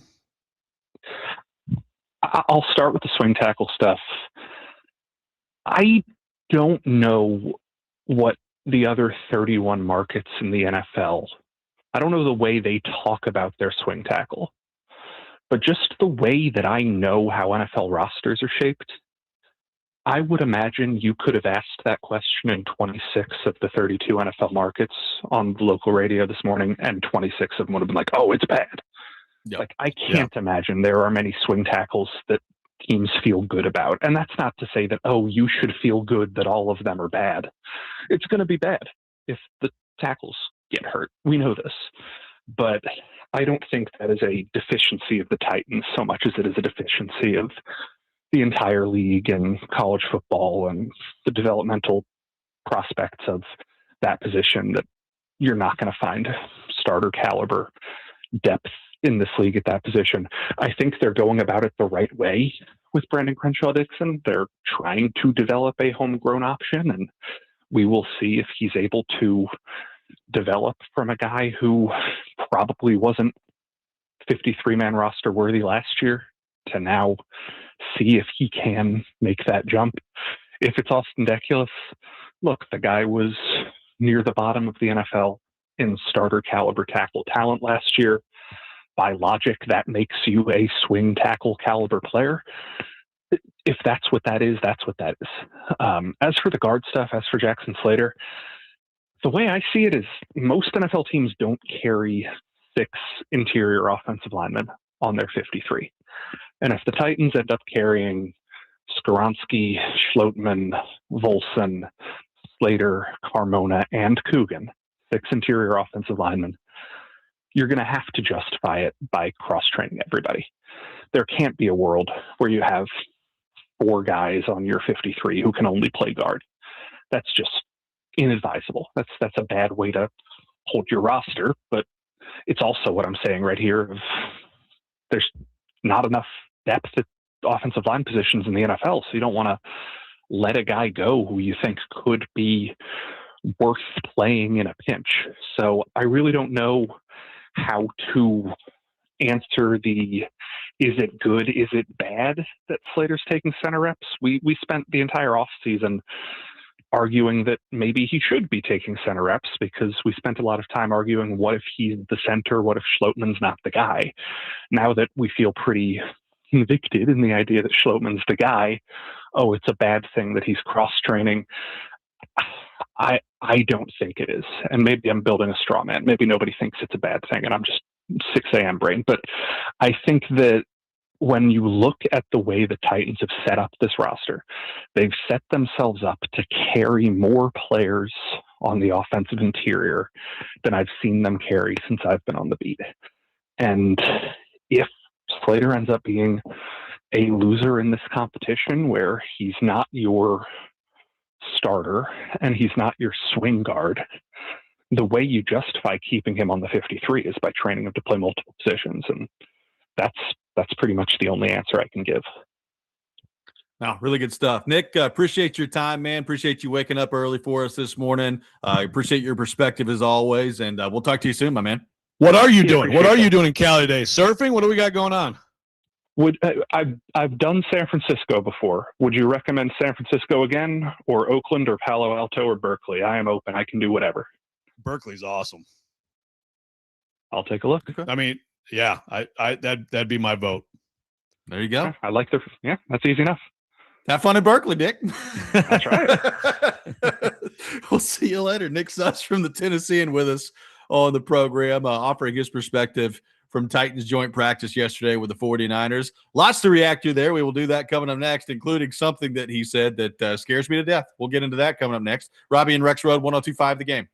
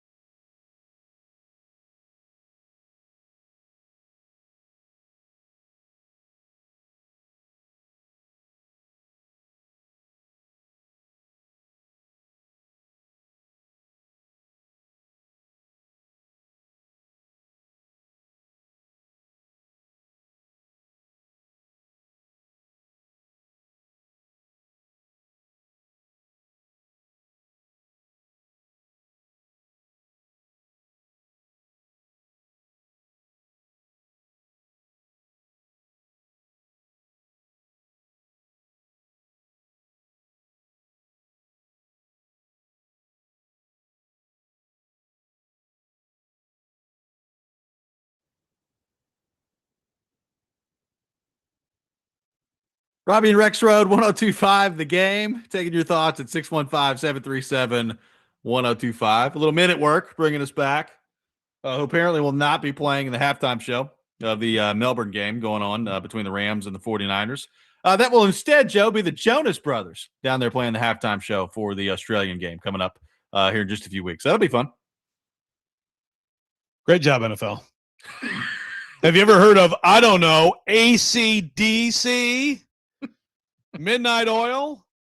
In Excess? I mean, obviously. Look, the Australians probably want to hear from somebody else. They probably don't want to hear from their own down there, you know? It's like you expand the horizons a little bit, and you can get the Jonas Brothers. Yeah. No, I'm sure they really want to hear from the Jonas Brothers. Yeah. I just saw Men at Work at Pinnacle. Like we had a blast. They were awesome. They freaking rocked. I mean, you can't, you got to be kidding me. The Jonas Brothers? Hey. It's football. Would you rather have the Jonas Brothers or Creed? Which one? Jonas you got to make a choice. Jonas Okay. Brothers. All right. There we go. But I do so begrudgingly. I got to read this text. He just says, well, sounds like we suck again. Oh, boy. Now, Caleb asking, are they not practicing again today? They are not. No. Got That's the game why tomorrow, though. Nick Suss is going to travel all across Northern California. And, it's I don't know. Like, could you not, do teams not do, like, practice, then on the third day they do the game? Isn't that normally how it goes? No, I don't think so. You No? gotta have a No, day it's game. usually one You got to day. have a They- day in between. Okay. But, they have a day in between, but they go practice back to back, right? Sometimes. I Then think a that's day. becoming less common. But there's no way that there's ever been practice, day off game, right? No. So what I'm saying is, like, they've done 2 days of actual football in a row. So why can't they just why didn't they just do the practice today and then play the game tomorrow? They probably originally scheduled it, and Salah said, that substation's back there. I'm not doing that. I don't know. Maybe Salah and Shanahan are out surfing too. You know, I Could don't be. know, take a day. You know, Could be. Yeah. So no, nothing going on today. So we'll find out more tomorrow. Several things there to react to from what Nick Suss had to say. By the way, Paul Kuharski, normally with us on Wednesdays. He will be with us tomorrow in the 7 o'clock hour on the show. So looking forward to that. But PK with us tomorrow on the show. One thing that I really did not like hearing from Nick Suss there, and has nothing to do with Nick Suss. He did a great job. But this offseason, Joe, how many times did we talk about the defense? And one thing I brought up a lot was, all right, was Amani Hooker's pretty bad last year. Was he bad because everybody else was bad around him, or is he starting to turn into a player that you look at and you say, I don't know. I don't really love hearing from Nick Suss, Joe, that Amani Hooker just got torched yesterday and was continuously getting beat over the top the way it sounds like he was. That does not make me feel good about Amani Hooker heading into this year. Yeah, it's a concern. And although, as Nick pointed out, he watched defense more than offense, still, there's no question that for him, that was the most, I guess, alarming / surprising part of yesterday was just getting beat over the top as much as they did. It's Hooker, he's had a lot of injuries. He's been in the league a long time. He's not old, but he's got football age on him. He's got NFL. I mean, he's been a key player for the Titans from the jump in 2019. And then you have Winston, and obviously you need someone of your two safeties where you feel like you can play the ball in the deep part of the field and you can have that range. And Winston, I'm certainly not discarding any hope for him. I think there's high hopes for him, but is he that guy, or is he a little bit more comfortable, as a guy in the box making plays? I mean, that's valuable too.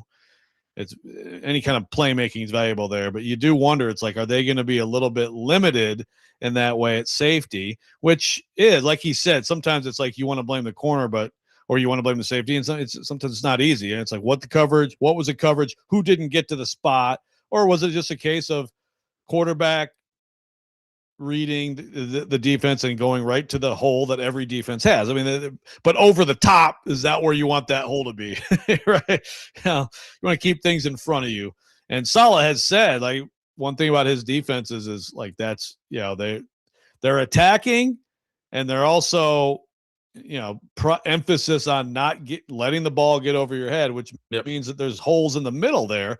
But I'm sure that's probably a lot of why he was ticked off yesterday, is that he doesn't want to see that happen. And so, that's a concern for sure. There's some other guys at safety, but if Hooker is not going to be a plus player for you this year, you're putting a lot on Winston in his second year and his first healthy year in the NFL.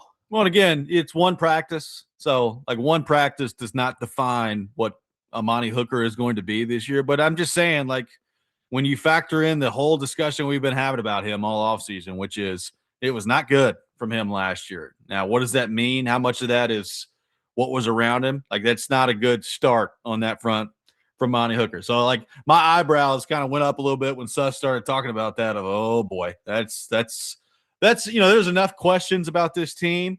I don't need Amani Hooker basically to turn into another one early in the year, Joe. Right. And it's at this amount of time in the league. I mean, for one thing, like at this point, you probably need to, plan for maybe some missed games from him too. I mean, it's just so. And look, the Winston pick is in part like you're trying to backfill. You're trying to get young guys in there, but you wonder if they're a quality young guy short. Amani Hooker has to be available most of the year, and he has to be solid, or some of the stuff that you have up front on defense isn't going to be as effective. We got a lot more to react to from Nick Suss and what he had to say on the Titans joint practice against San Francisco yesterday. Coming up next, take your thoughts, your Titans questions at 615-737-1025. Robby and Rexrode, 1025 The Game.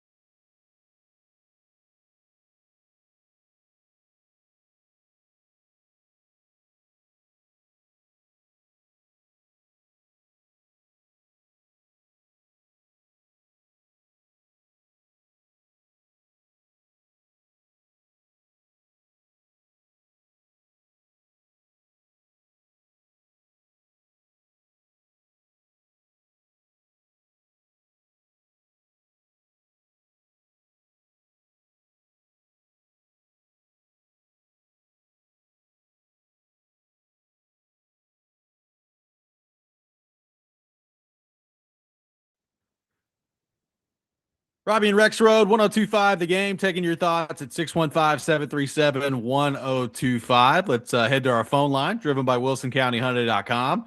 Welcome in Adam in Portland to the program. Adam, good morning. Thank you for calling in.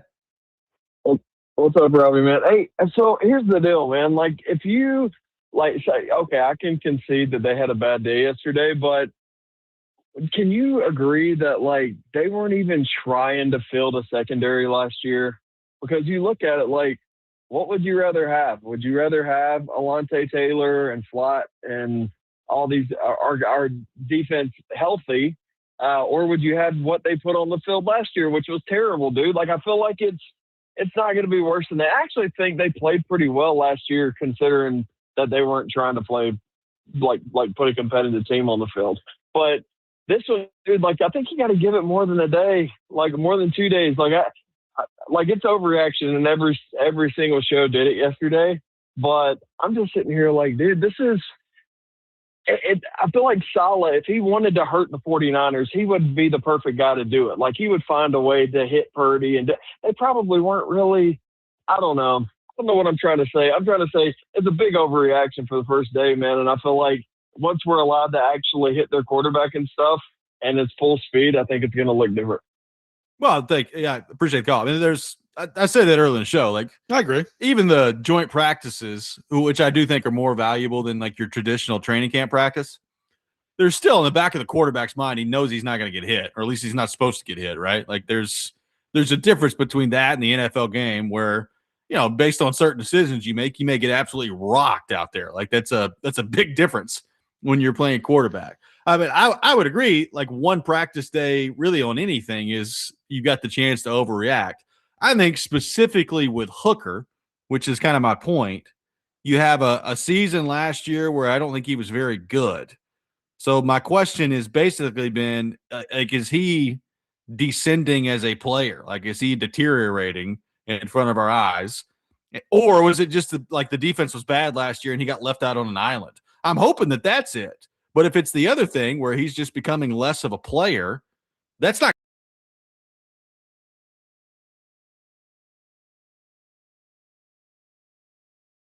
good. I think they've improved, and certainly you get the full Jeff Simmons treatment. You get the full Franklin Myers, treatment. He was out with a back. It's going to look different. All those guys are going to be the best friends to that secondary. But yeah, this defense, as it's constructed, needs a solid Amani Hooker on the field. Yes. And it's we can look back now and go back to that 2020 season where you're like, man, what's going on with Kevin Byard? And he was young and he had been great, and then he was great after that. And so it's sometimes safeties look bad because other things and they had zero pass rush.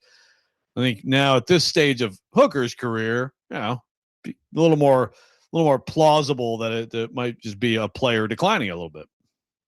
Yeah, we'll see. I hope that's not the case, right? I hope it becomes clear early in the year that Hooker is good and that he's still got a lot left to give. But I think it's a question heading into this year as to what that's going to look like. Joe, did it make you feel better or worse, Nick Suss's assessment of the offensive line, saying, hey, it was, I think the way he phrased it was pretty normal pressure for the most part. And then there was a 10-play stretch where Cam Ward, I think the phrase Suss used was under pressure constantly. What did you make of that? Yeah, you don't like that. I mean, it's good to hear first and second down being ahead of the chains and making plays, doing some good things. But yeah, you don't love because again, especially we're talking about Romello Height and who were the two edges? Yeah, Sam O, who was barely a member of the Titans 53-man roster not too long ago. That guy, Sam Okuanu. Well done. Those are your top two edges who were available for that practice. So no, it's not great. It's not great. Interesting stuff from him on the cross training element of Slater. I guess we couldn't sit there all day and talk offensive line with him. But another thing I would ask on that is, so how's Coogan looking?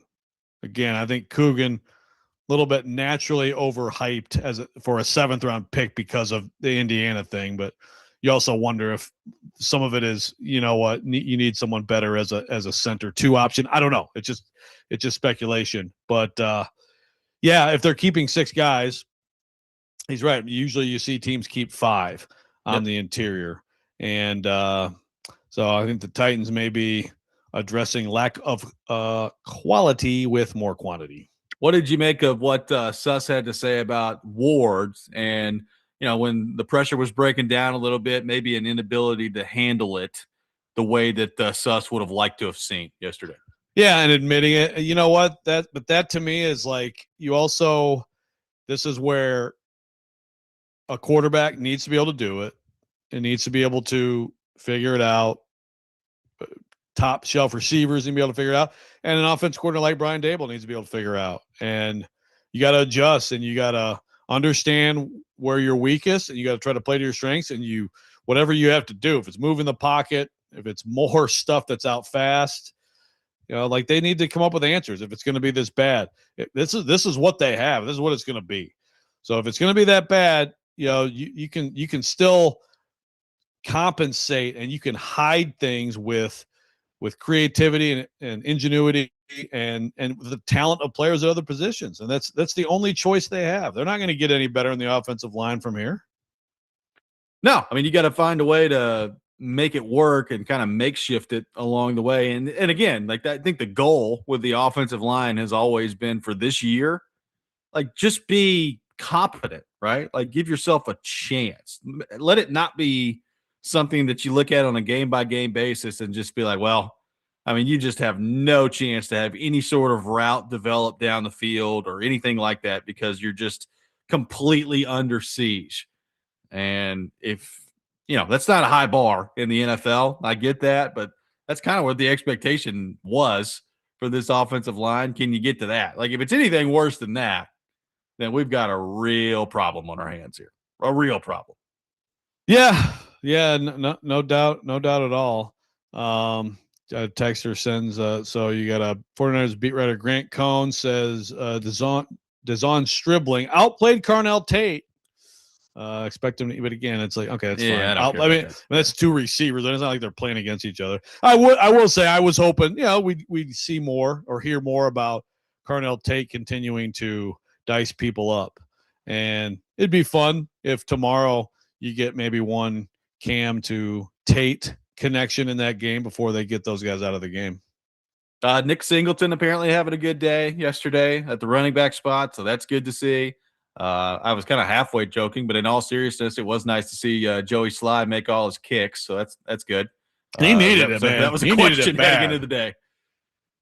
Oh, he needed it bad. Absolutely. I mean, I if he was probably a 2-miss day away from getting cut, or at least like next week another guy's in and they're alternating like we have seen from the Titans several times in camps in the last few years. I mean, at least that. So good for him. That is responding to pressure. I mean, you talk about pressure in a game, but the pressure of everybody's talking about you. They're trying out other kickers, and your job is absolutely on the line today. That's some pressure. So good for him. And I don't know. I guess we want to blame the substation for injuries. We could credit it for straightening out Joey Sly's kicks. Apparently Tommy Townsend at punter was out there booming the ball too. So, a nice day from Titans specialist yesterday. If you're looking for something to be excited about. After yesterday, I'd say everything positive is welcome, for sure. I mean, there's a lot of doom and gloom today, and like Adam said, and other people like Chris in Nashville, let it play out. I agree. It's one. All of this entire month, this endless, just mind-numbing month that you get excited about at the very beginning, and by the end, you're like, please make it stop.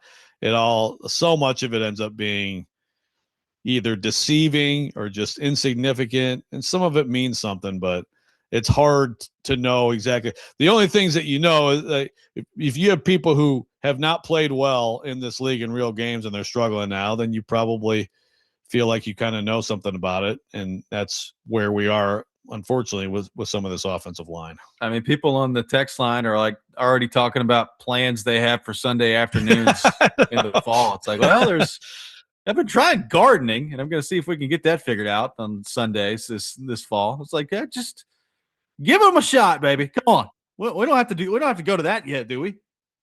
Man, they really need to light it up in this preseason game. Yeah, they do. This is a must-win preseason game. I need the first team offense, and I need the first team offense come out there, score touchdown. First team defense get off the field, and we'll be right back, baby. We'll be feeling the positive vibes we had to start this week. See if those tackles can handle Romello, Height, and Samo. Yeah, start there. Well, block them. That'd be nice. If they can't handle those two, maybe a long year. Like, you hear about Cam Ward under pressure, and like if you're a casual fan that maybe just doesn't keep up with the day-to-day in training camp, you're like, well, of course he was. Like Nick Bosa's out there. And it's yeah, like, the Niners. He wasn't. Oh, sorry. Niners are loaded. Yeah. Yeah. Whew. Three of the top guys out there not participating.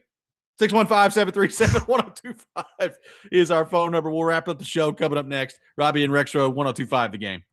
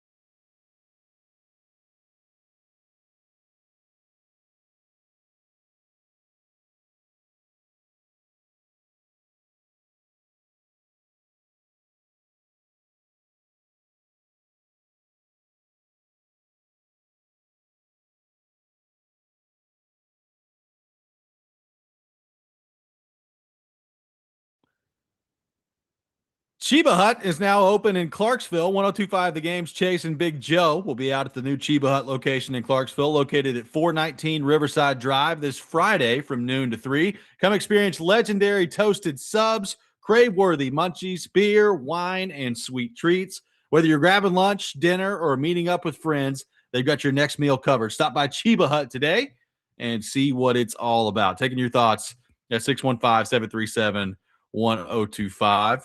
A lot of thoughts from Titans fans today. Matt from Camden says, based off how the secondary played yesterday, it makes me a little more nervous the passing game because prior to yesterday, I was feeling really confident about it. Again, we'll see what that looks like. One thing on the game tomorrow, Joe, Robert Saleh did say that everybody who's healthy and available to play is going to play and will do so for more than one series. Now, I still would love to look at him and be like, does that include Jeffrey Simmons? Because please don't do that. But that's just me. What do you make of that? How long do you want to see the starters play tomorrow? How long do you think we'll see the starters play tomorrow?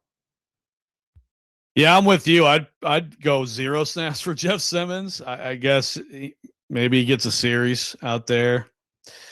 You know, it's I don't know. I mean, you do team drills. You get out there, line up every day. You're doing stuff. There's a risk that's involved in all of it. I wouldn't do much with him. I mean, we won't see John Franklin Myers. I'm quite confident in that. Yeah. We're going to find out. Probably won't find out until after the game about Jacob Martin and whether that's like a serious knee situation, but it kind of feels like it might be. But I think defensively, obviously a bad day yesterday. So maybe Salah's like, you know what, let's get a little more run than I was going to. That happens sometimes. Maybe he'll do that and put those guys out there a little bit more often. But to me, that starting offensive line, your ones with the offensive line, which right now I would think would not include Carmona. I mean, I know that they've got different people bouncing around, but I think that group, whatever you're right now, your number one group, I'd like to see them play for. I'd like to see 4 series. Something like that. I would too. Right in that range. And obviously, if it's like 3 and outs galore, maybe a 5th, but you hope you can put together a drive. And Cam Ward playing behind him and the receivers. I'd like to see a couple series for the whole offense, but then you can bring in backup skill guys and just let that number one offensive line play as much as possible. I think that the risk on that, I think the reward. Or maybe it's not reward, it's like the minimizing of terribleness instead of reward is worth the risk of playing those guys extensively in the preseason. Yeah. Like they got to play. And I mean, you don't have to go crazy with it. They don't need to play into the third quarter or anything, but I'm with you. Like I would leave the starting offensive line in a little bit longer than I think you're going to see with some of these skill guys. And, Trubisky can handle all that. That's fine. We'll see what that looks like. I mean, I realize, at some point you're going to have to move on and evaluate other offensive linemen and what that looks like. And congrats, Will Levis. You'll probably deal with that. By the way, did confirm that Hendon Hooker did make the trip, Joe. The Titans put something on Instagram where he was one of the first ones walking out on the field. I was like, good to know. He's out there. I don't know if he's going to play tomorrow still, but he's out there. I hope he does. I hope they give him a chance. You've got couple series from Cam Ward, then I would do a couple for Mitch Trubisky, and I'd have Will Levis play a lot, basically the whole second and third quarter. And then why not give Hooker a couple series, right? I'd love to see it. Yeah, at this point, the trend for him seems to be like drifting out of the league. And let me tell you, the life of a backup quarterback in the NFL, that is great work if you can find it, right? You get paid well. You're not making the ridiculous money, but you get paid really well. You really never get hit, right? I mean, unless obviously if you have to go in when the starter gets hurt, but basically you hang around the league, make good money. I feel like Hendon Hooker's got to be a great addition, at least to a room. So I'd like to see him get a chance. I still think there's, not to be super GBO, WHMR guy, but I still think there's Like, we saw the guy play college football. You can't tell me there's nothing there. I'm starting to think there's nothing there. I think the NFL is kind of telling you there's nothing there. Well, I mean, the NFL is definitely telling you that like he's not a viable starter in this league and probably won't get an opportunity like that again. I have a hard time buying that he can't be a QB2 in the NFL. You know, you had the ACL. Yeah. on a very bad team. Yeah. Now, I will say, like, it's, you know, there are worse overall collective QB rooms than the Titans have now in the NFL. So maybe some of it's that. But, I mean, if you force me to guess right now, this time next year, Hendon Hooker will not be in the league. That's kind of my guess. Well, it's trending that way. Yeah. That's why I'd like to see him get a chance. And who knows? Same. Sometimes guys go on again, was kind of thinking the same thing, not to the same extent because the arm's so huge and everything, but like, you know, Malik Willis was trending in a bad way before he started lighting up preseason games. And yes, Hendon Hooker on a lot of teams is like that third guy. On this team, their third guy is their former golden boy who is just, that seems like moving him would be the best thing for everybody, and everybody wants that, and yet nobody will they ever find anybody who has any interest at all? That's what the preseason games are for. I mean, in all seriousness, like if you want to know, like, I guess the number one thing I'm interested in watching in the preseason game, other than like the starters who are going to be in there for a very limited amount of time, I mean, he would be it, right? Yeah. Like, in all seriousness, I'm here to tell you, I mean, the leading passer from the Titans preseason game will surely be Will Levis, and the leading receiver, I would almost guarantee you, is going to be Xavier Restrepo. Like, I'm here, you know, more than 24 hours before the game, throwing it out there. That's what it'll be come Friday morning. I think those are good guesses. You know, I could see like a Bryce Oliver, or KJ Osborne, or yep.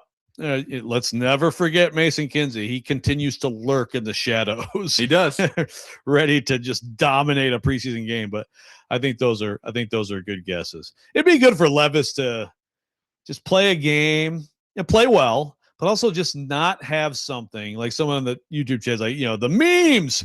You got to keep Levis, like, not do something that gets shared with a lot of laughter on social media in the hours after the game. Well, let me tell you, based on his history, it's not going to take much. Like, you know, the people will be ready to share some disaster. So, like, it's not going to take a whole lot, but it would be great to get through a game without you know, him flat on his back staring up at the sun or throwing the ball over the top of his head. That'd be nice. That would be.